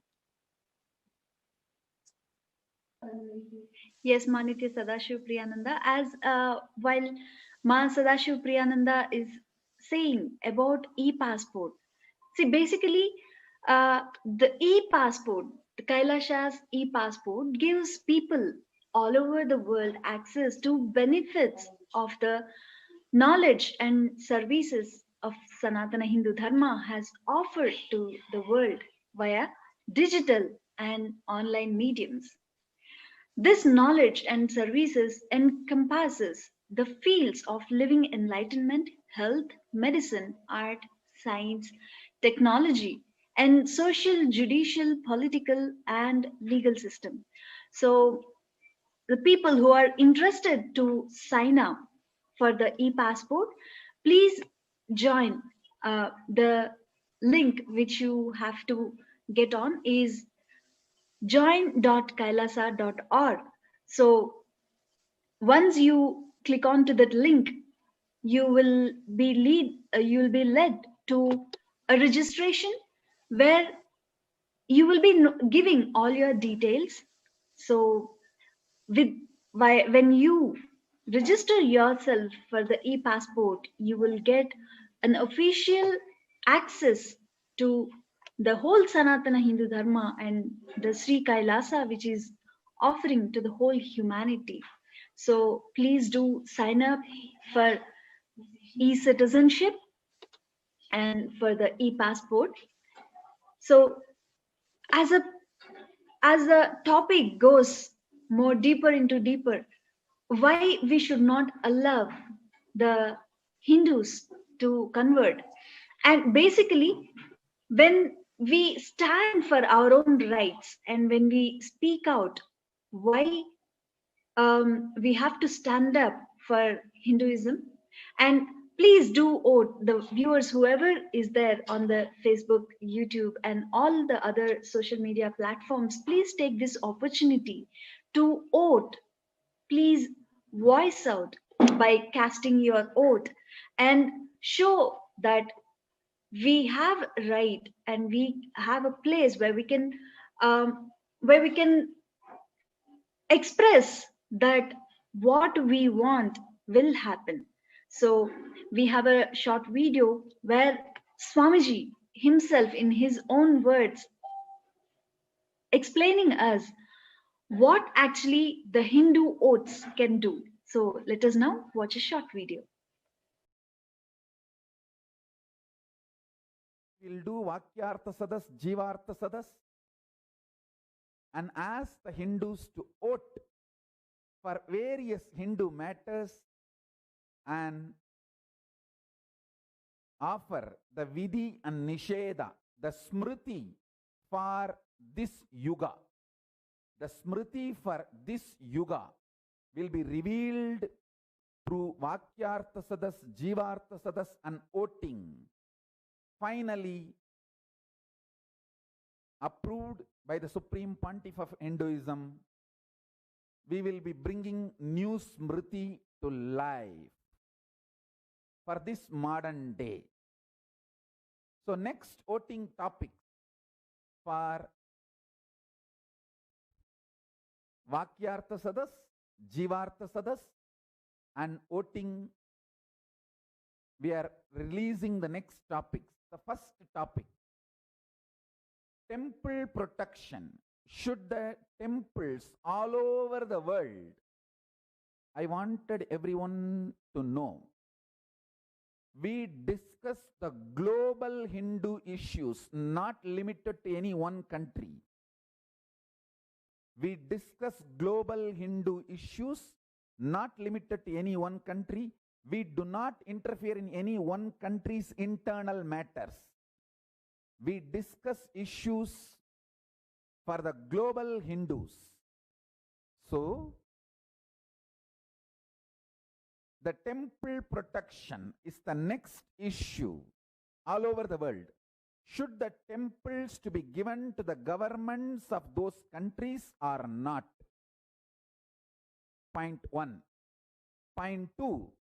Should Hindu temples reclaim their properties or not? Point 3. Should Hindu temples authority to run be given back to the original temple priests? Please understand, in many places, the founders and their family, the Karuvali Parampara and Guruvali Parampara, in some, the family and their sons, the descendants manage. In some, the Guru and disciple Parampara used to manage. So, the original owners, the Sampradaya Kartas, should Hindu temples authority be given back to the original Sampradaya Kartas who used to be running it or not? This is the third issue. Next, on caste system. Should the caste system based on Jati and Varna be brought back or not? Next, Hinduism and secularism. Point 1.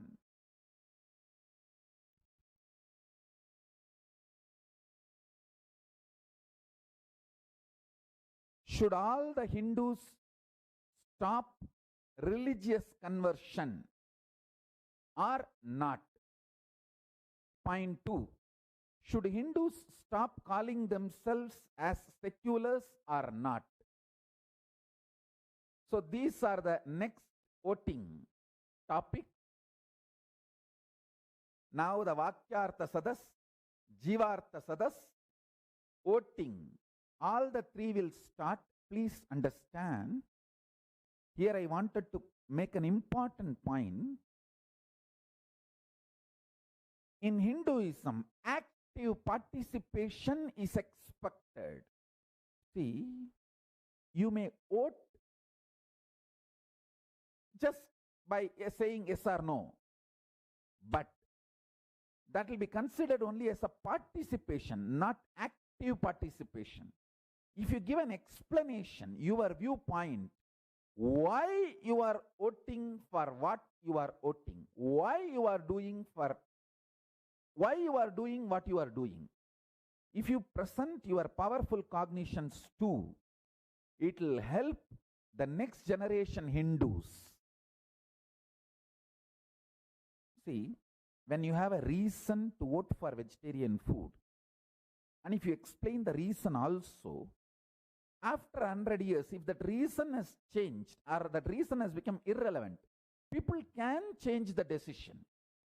So it will help for the generations to enjoy your expertise and your intelligence.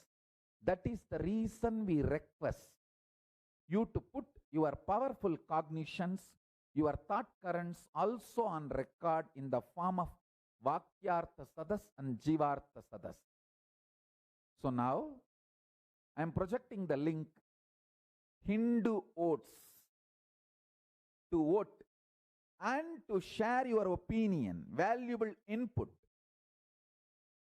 Please visit https://tinyurl.com/Hindu Oats. Hindu Oats are sacred. Hindu Oats matter. Hindu Oats for Hinduism. To analyze, understand more and more about Hinduism, about the Dharma Shastras, spiritual principles, please get involved more and more in these principles of Hindu Oats. So I am so happy to reveal the results of the earlier voting happened, and now the next further subject we have presented now almost 6 points for all of you to have Vakyartha Sadas, Jivartha Sadas and voting. Please get involved. I invite all of you to get involved and enjoy Hinduism by the principle of Dharmo Rakshati Rakshitaha. When you protect Dharma, Dharma protects you.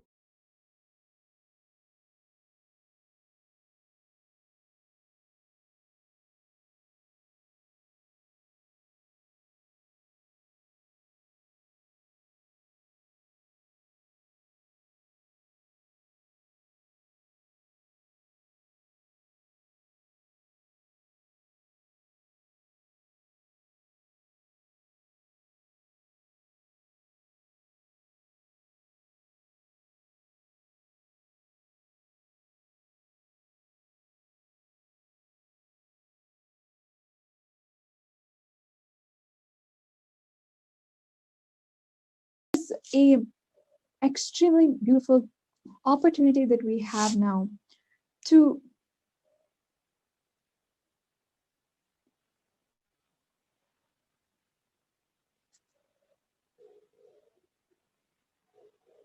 sorry for the technical difficulties. It's an extremely beautiful opportunity.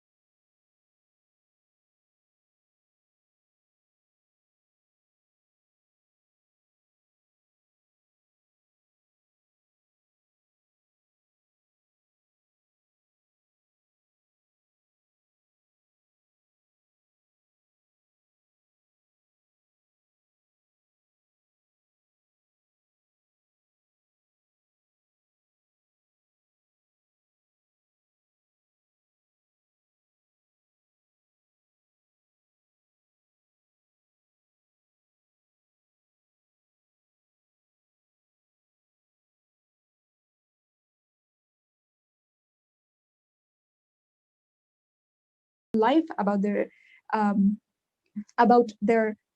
spiritual lifestyle, about the lifestyle of their society, about their work.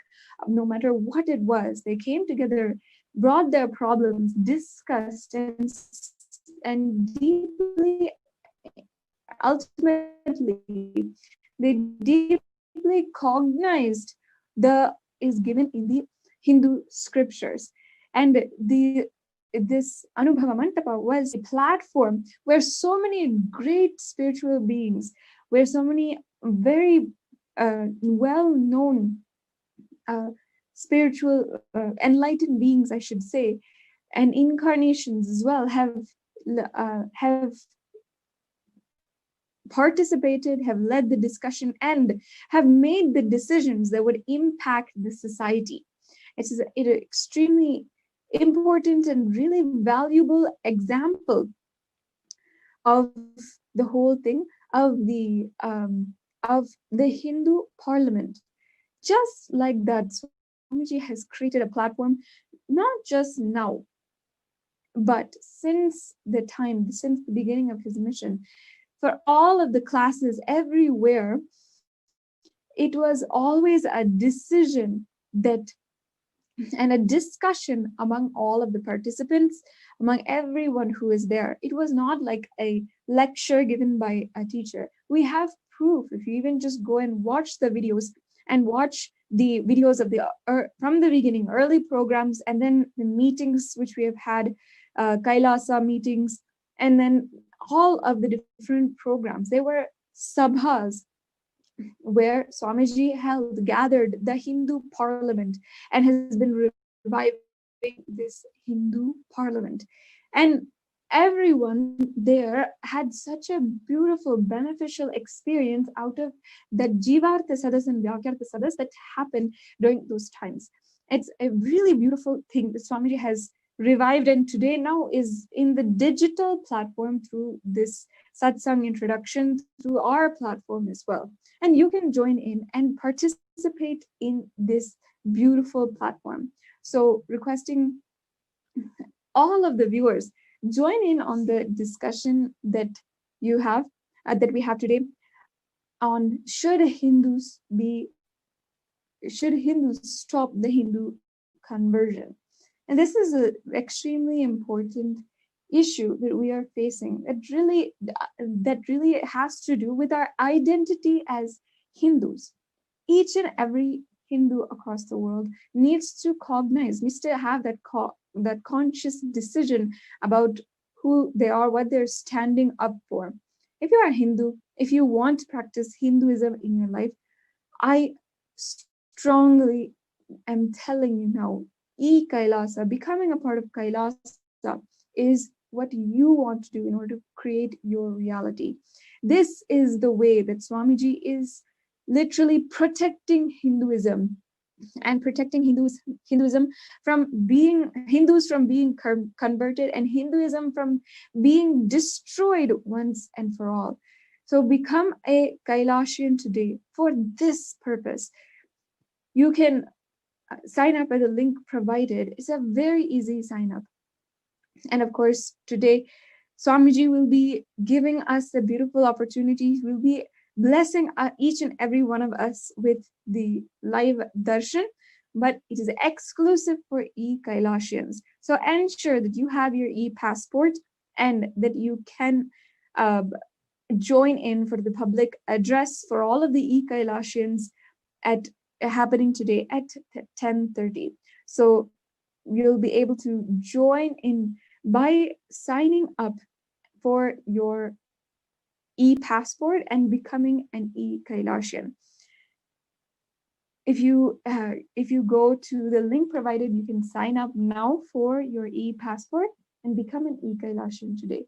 It's not just about being able to practice something new. It's not just about Hinduism, but it's for the larger good.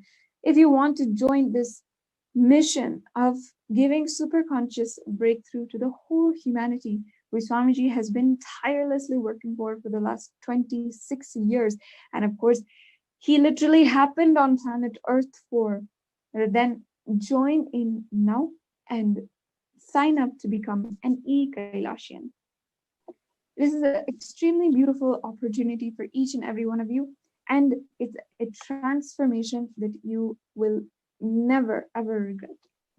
Exactly. As Ma Sadashivapriya was telling, becoming a e-citizen of Kailasa will give you a close look of how the Hindu nation is getting built. See, as Swamiji earlier told in the earlier satsangs, saying, after everything is happened, seeing is one thing, but when the whole nation is getting built, so having that, seeing that is the real essence. So I request all the viewers who is there in Facebook, YouTube, and the other social media platforms, whoever is watching, please do sign up for KAILASA, e-citizenship. It is very, very important because Swamiji is going to give live darshan today, and today at 10:30 p.m. Swamiji is going to come onto the NTV. This satsang is very exclusive for the e-Kailasians. So whoever is watching now, please do sign up. I will give you a small run through what we need to do to get your e-passport. So if you just click the link which is shown below, you will get this particular window where you get to sign up for free. So once you sign up, you will be led to, this is the access where every single thing of Sri Kailasa's contribution is, you can get the access to it. So please do sign up. And as we are telling, it is a very, very important satsang today, where Swamiji is addressing how the Kailasa nation is getting built and the close look of what the Sri Kailasa nation is. And today we have very important revelations Swamiji is going to reveal only for the e-Kailasians. So please do sign up right now, which is the link shown below. So please do sign up and then become a part, and do not miss the live satsang which is going to happen in Nithyananda TV at 10:30 p.m. Once if you sign in and become a part of e-Kailasians, when you have e-passport, with the e-passport you will be able to join the satsang today. So please do not miss the opportunity of the live and the revelations about Sri Kailasa, the only Hindu nation Swamiji is going to reveal today. So the link is shown below in the NTV, where you can click and join. Once you register yourself, your e-passport is ready, your citizenship is ready, and you do get a chance to have live darshan of Swamiji. Today, Swamiji is coming live at 10:30.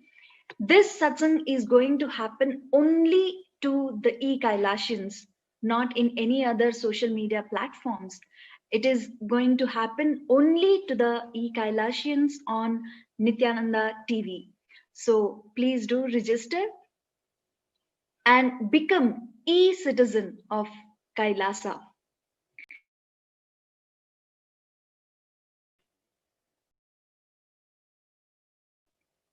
As we are getting deeper into the subject, Hindus, we should not allow the conversion to happen. And why? What is the importance to live this Hindu lifestyle? This Hindu lifestyle is such an important aspect of our life. The whole lifestyle and the whole Kailasa is built only to live the authentic Hinduism. The Hindu values are kept alive in only Hindu nation. As even yesterday satsang Swamiji was telling, even if we need to practice Hinduism, the local constitution needs to be supported. So to support the local constitution and support the Hindu values, we need a Hindu nation.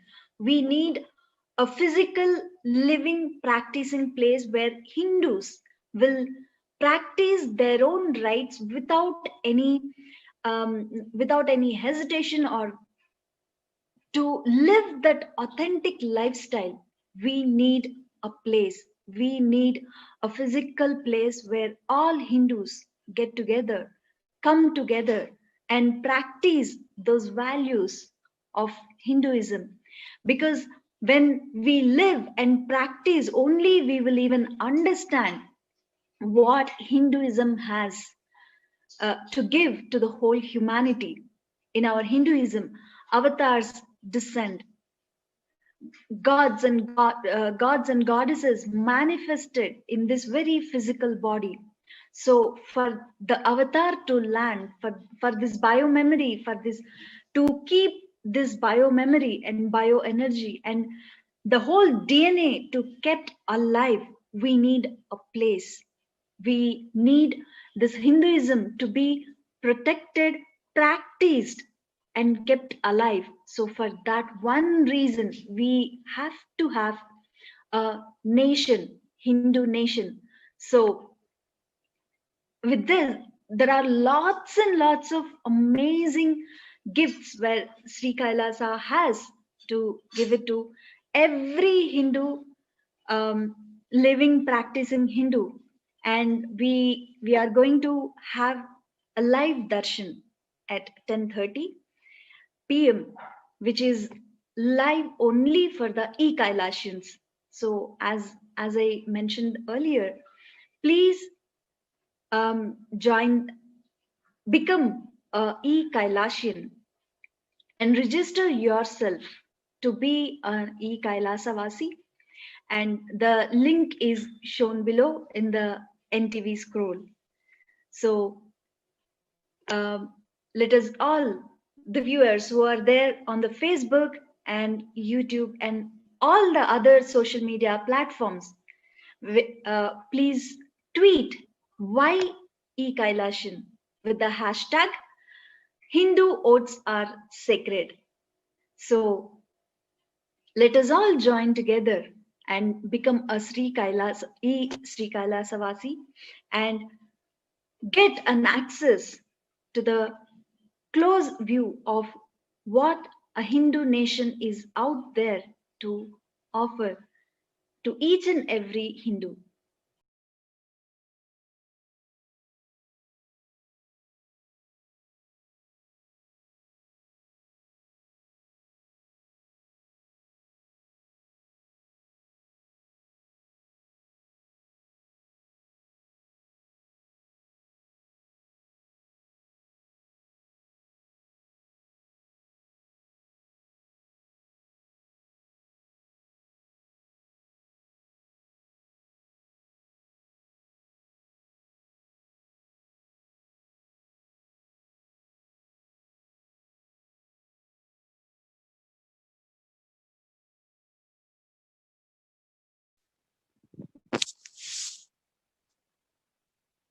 As we have been discussing today about the Hindu conversion, the rate of Hindu conversion which is happening continuously and across the Hindu diaspora in so many different countries all over the world, and we've seen statistics today about Pakistan, about Malaysia, about the United States, about how different places rapid conversion of Hindus is happening.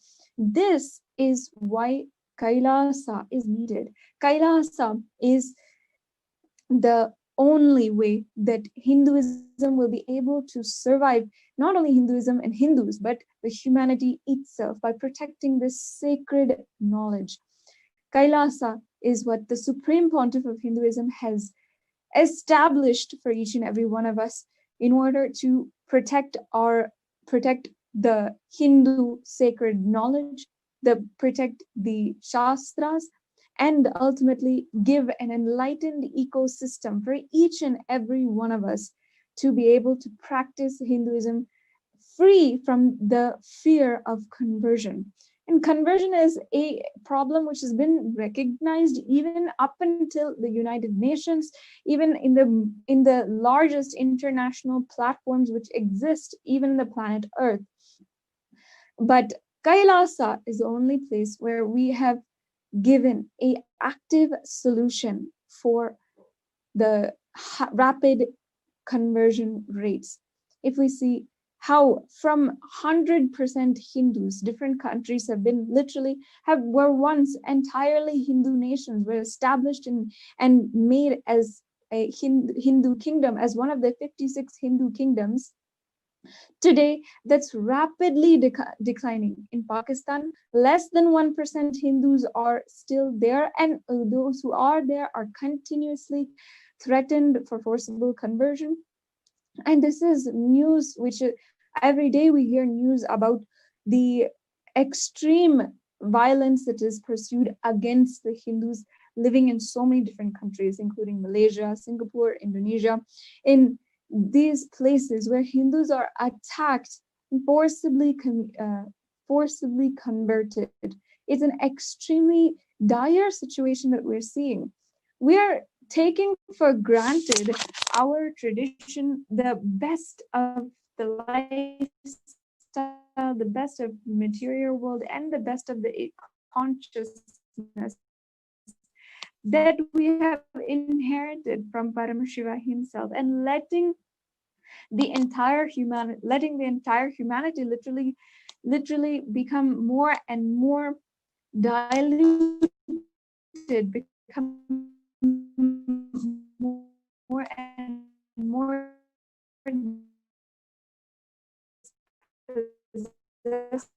by suffering and extreme situations that we are seeing, just because we're taking for granted Paramashiva created us.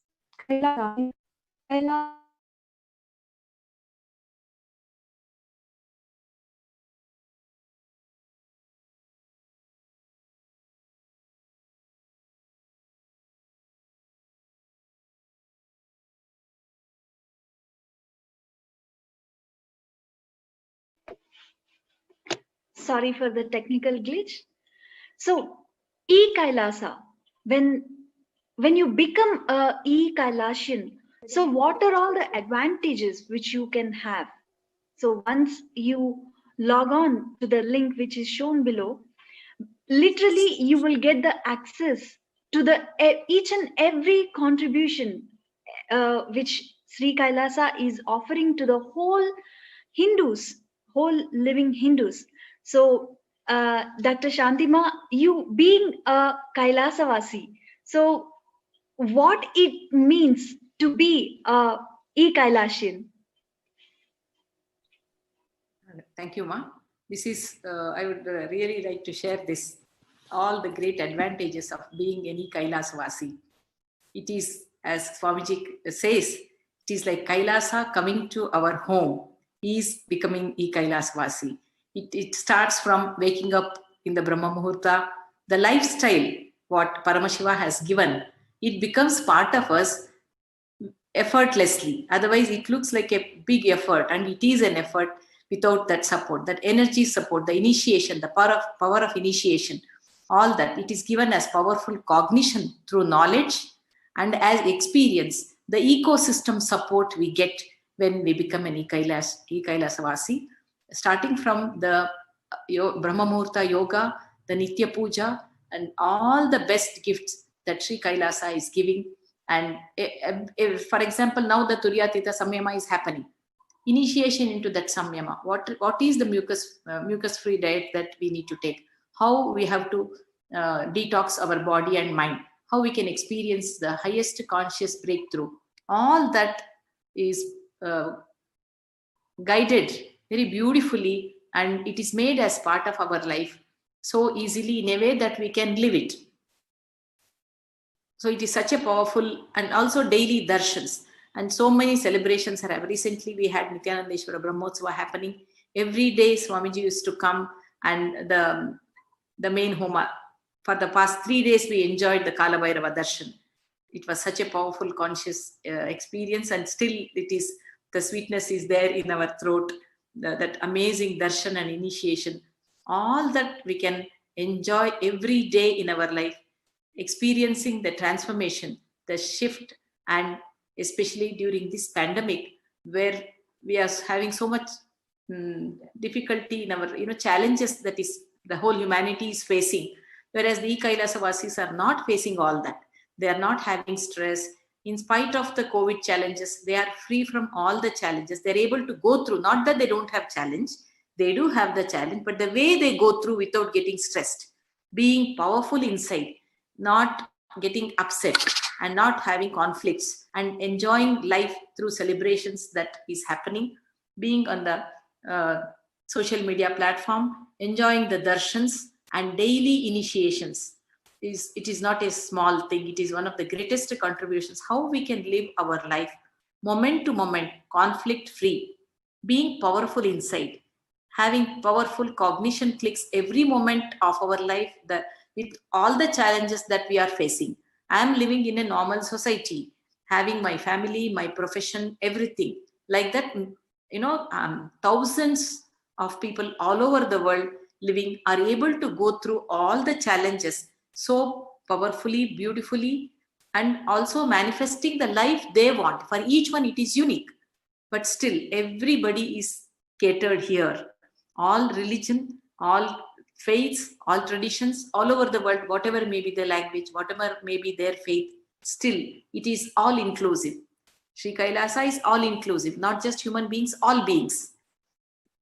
So all of them, even our pets have got initiated. When Swamiji has given specifically, he says, get your pets. And so many of 2 pets in our home, they have got initiated. So the power of initiation is so beautiful.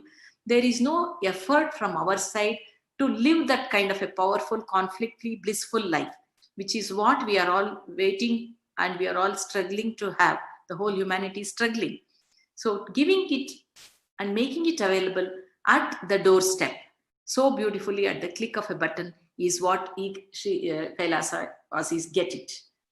And I want everyone to enjoy this best gift which Swamiji is giving, and every now and then new samyamas, new initiation, new powerful clicks, whatever the challenge comes, he prepares us to go through life so powerfully, so beautifully, completely getting involved with life, being life positive, making all the decisions and our actions being life positive, getting involved with life more and more intensely, is the best gift that I have got being a Kailasavasi.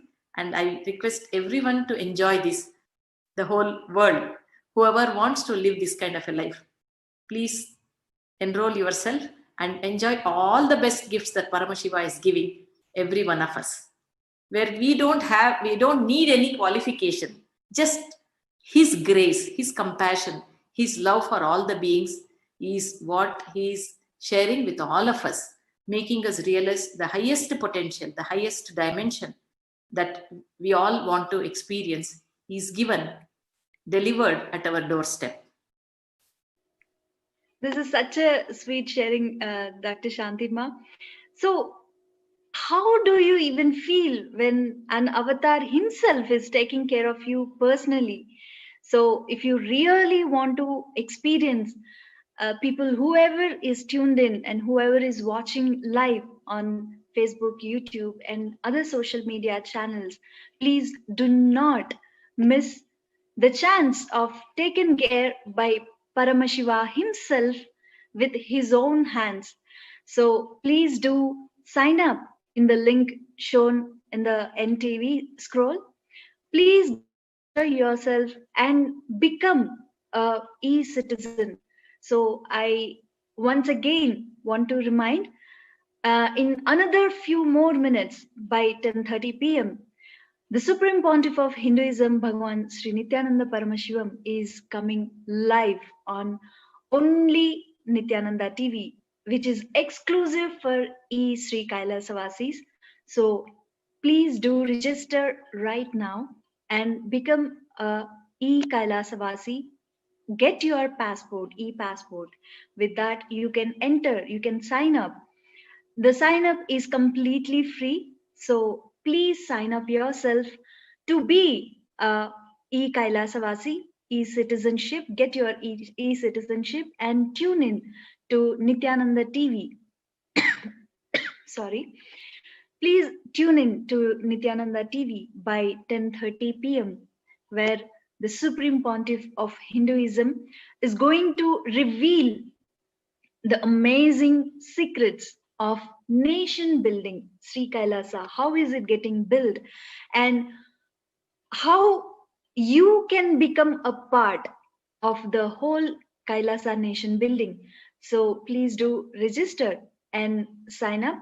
The sign up is completely free.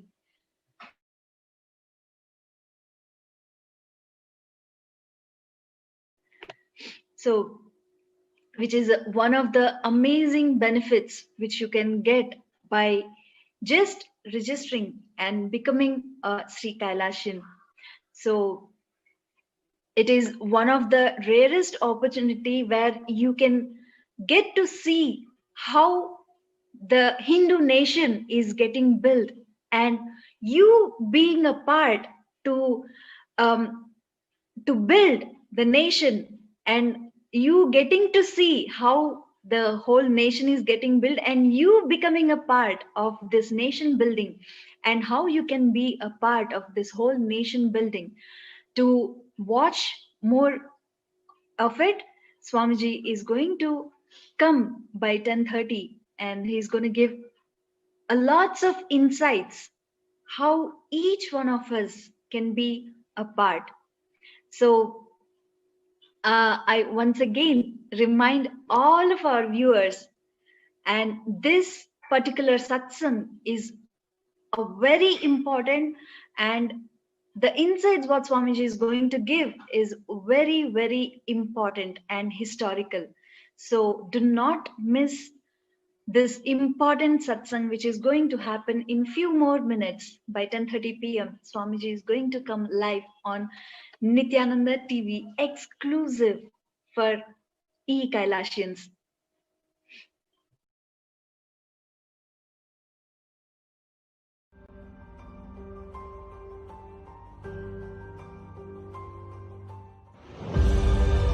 What I mean by the word e-Kailasa, listen intensely. Enlightenment ecosystem, literally enlightenment itself, in your own home, wherever you are. If you cannot come to Kailasa, it's okay. Kailasa can come to you. Kailasa coming to you is e-Kailasa.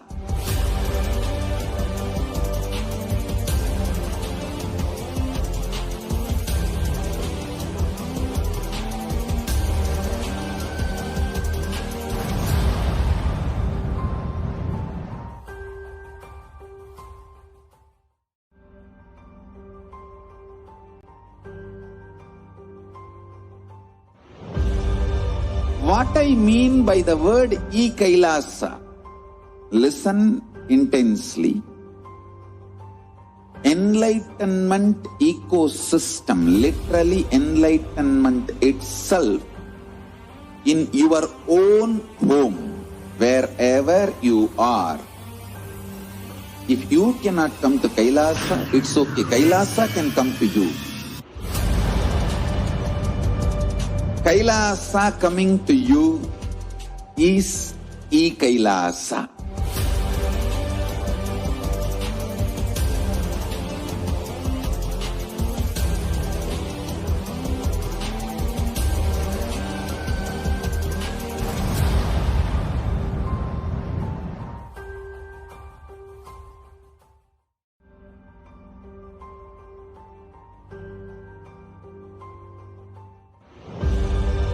What I mean by the word e-Kailasa, listen intensely.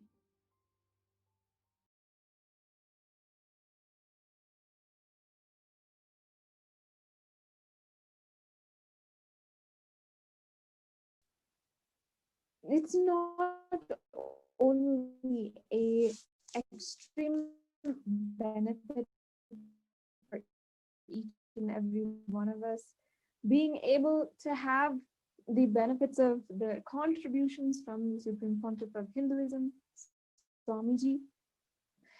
It's a extremely crucial, necessary action that we need to take in order to protect Hinduism and across the which were once a part of the 6 Hindu deshas. Such a strong Hindu diaspora, such a strong Hindu kingdom across the world, literally spanning 60,000 kilometers in literally spanning 60,000 kilometers across this Asian continent. However, today we are literally zero. Kailasa is the only Hindu nation. If you are tuning in on Facebook, on YouTube, and you're watching the Nithyananda TV, you are Hindu, then I have to implore you that the Kailasa, this Hindu nation, is what is needed now in order to protect Hinduism and protect ourselves, Hindus ourselves. This is the best decision that the Supreme Pontiff of Hinduism has taken for the Hindu diaspora, the 2 billion Hindus across the world.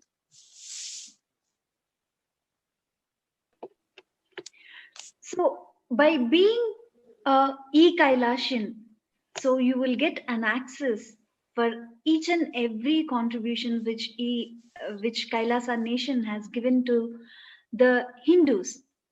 As Dr. Shantima told very beautifully, having e-Kailasa, becoming a part of e-Kailasa, wherever you are, effortlessly you will become, you will get to do every activities effortlessly by having a physical, virtual e-Kailasians along with you and participating. You whether it may be puja, whether it may be yoga, waking up in Brahma Muhurta, you have multiple people who's vibrating with your frequency, come together, gather together, and get to explore into the authentic Hindu knowledge. So this happens with by you becoming the e-Kailasavasi. So if you wonder how you can become a e-Kailasavasi, please click the link below shown on the screen and register yourself to be an e-Kailasavasi. Get your passport ready in next few more minutes, where Swamiji himself, the Supreme Pontiff of Hinduism, Bhagavan Sri Nithyananda Paramashivam, is going to come live, and Swamiji is going to reveal, and he is going to give the step-by-step process of how this Kailasa, the only Hindu nation, is getting built. And in this building process, nation building process, how each one of us can become a part and taken care by an avatar himself. And being a part of an avatar's mission, we might have missed when Sri Krishna came on the planet Earth and did the Krishna Leela. So at this point of time, when Paramashiva himself landed on this planet Earth and having this Nitya Leela, become a part of this Nitya Leela and see and become a part of this very nation building process, the Kailasa nation building process. So do not miss the opportunity. It is a rarest of rare, where the only Hindu nation, the Sri Kailasa, and being a part, being an insider, how the whole nation is getting built, watching that is completely a different experience altogether. So the only blessed beings of Sri Kailasavasis, e-citizens, Sri Kailasa Vasis will get to see today's live satsang by the Supreme Pontiff of Hinduism, Bhagavan Sri Nithyananda Paramashivam. So as well, we are talking about stopping the stopping the conversion.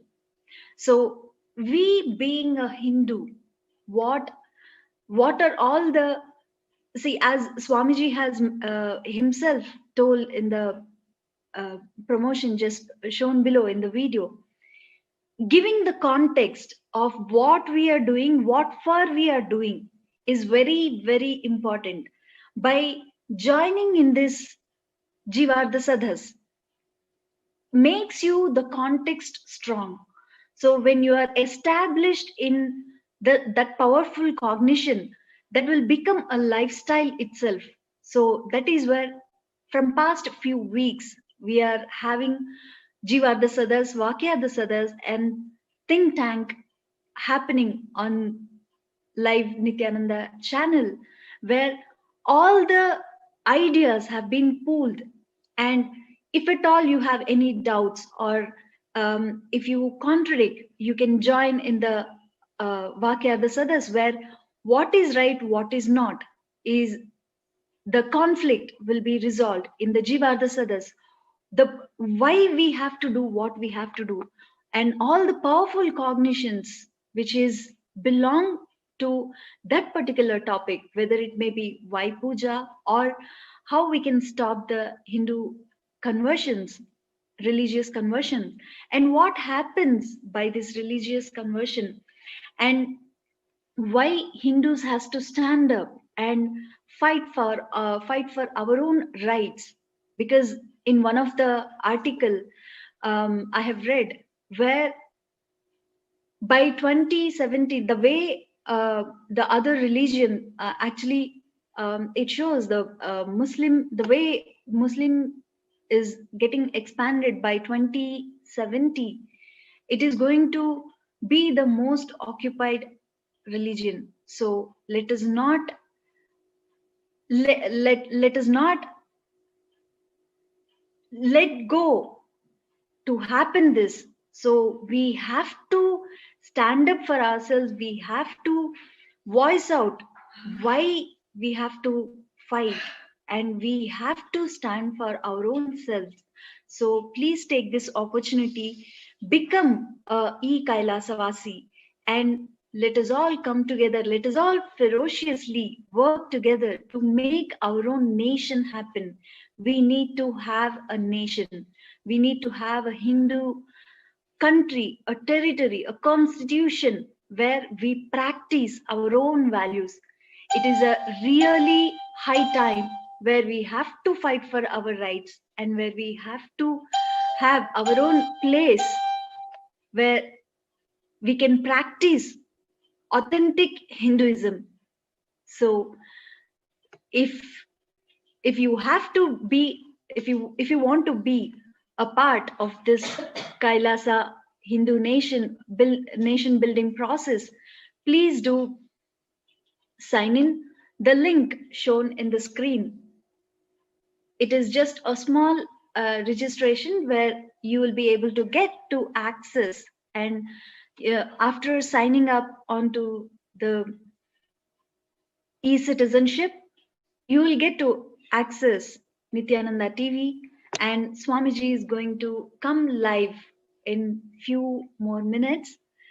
So I request viewers who are there on the Facebook, YouTube, and any other social media platforms who is watching this live pre-satsang, take this opportunity and join, become Sri Kailasa Vasi, and get to have the closest of every what the opportunity which Sri Kailasa is giving. So if you want to know what the e-passport will give, the Kailasa's e-passport gives people all over the world access to benefit of all the knowledge and services of Sanatana Hindu Dharma has offered to the world via digital and online mediums.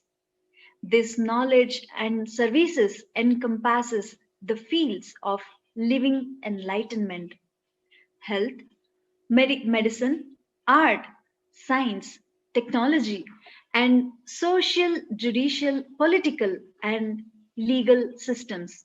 So the sign up is completely free. Join right now, become a Sri Kailasavasi, and join as a Sri Kailasavasi and get to hear from Swamiji what Swamiji is going to reveal about the nation building, Sri Kailasa nation building.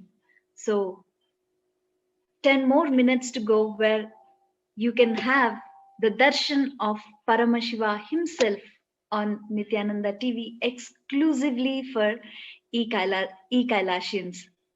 So I would like to ask Dr. Shantima, what are all the benefits you got by being a e-citizen of Sri Kailasa? Thank you, Ma. Multiple benefits in different dimensions of my life. One is the ecosystem, our local group, our local Sangha members who are practicing or who are living all the great lifestyle, Dhyana Pada, Yoga Pada, Puja, that is Kriya Pada and Charya Pada, all that we share on the common social media platform. And early morning, 5 o'clock to 6 o'clock, we have Nithyananda Yoga, and till 5 to 6:15 and 6:30, we have Nitya Puja. As much as possible, I am also participating. All the people, see that we support each other. We know the way human beings live, they constantly need support. The ecosystem is the one. It's like till the seed becomes the tree, it has to be nurtured. Same way, all of us, till we reach that mature space where we are able to support others, we live together on, the ecosystem of what Swamiji has created all over the globe. We support each other. We wake up calls where they don't come. We inquire and give them. And for example, somebody is not well in the group, we offer healing, sitting together. The power of doing the healing together is completely different. The experience of doing Nitya Puja together, doing Nitya Yoga together, it happens from a different frequency.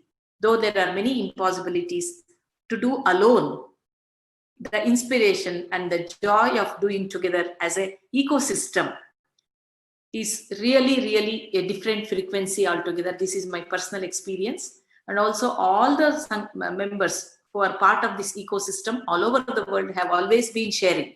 Though they fail, again, the ability to get back to integrity for whatever reason we have stopped. It's very easy when we are living as an ecosystem, as a group, which is not possible when we are doing it alone. The inspiration, the level of inspiration, the excitement to get back to integrity, get back to this lifestyle. Not just that, the moment we are part of this ecosystem and living this lifestyle that Sri Kailasa has given to all of us is really, really very powerful. Continuously we are guided. We do attend the part of Nitya Satsangs every day, and the Bhagavad Gita sessions happening, Living Enlightenment session happening, Nitya Kriya sharing, so many activities, Bhagavad Shastra sessions happening. All these enlighten, enrich and support each other in all dimensions. Any challenge that comes in our personal life, in our professional life, or any other challenge that each one of us have, it is completely supported. So life becomes such a joy of sharing and caring. That's really so sweet, Shantima. So now it is time where we get to have the darshan of Paramashiva himself directly. So all the Kailasians, please do join for the live satsang. So Let us all now sit with head, neck, and spine in a straight line and be in a complete receptive mode of receiving Paramashiva by chanting the Mahavakya.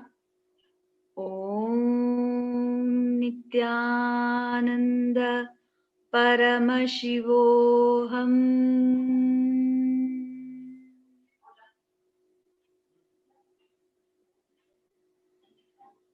Nithyananda Paramashivoham. Om Nithyananda Paramashivoham. Om Nithyananda Paramashivoham. Om Nithyananda Paramashivoham. Om Nithyananda Paramashivoham. Om Nithyananda Paramashivoham. Om Nithyananda Paramashivoham. Om Nithyananda Paramashivoham. Om Nithyananda Paramashivoham. Om Nithyananda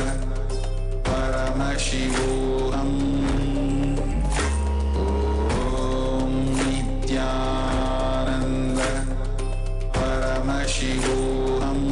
Om Nithyananda Paramashivoham. Om Nithyananda Paramashivoham. Om Nithyananda Paramashivoham.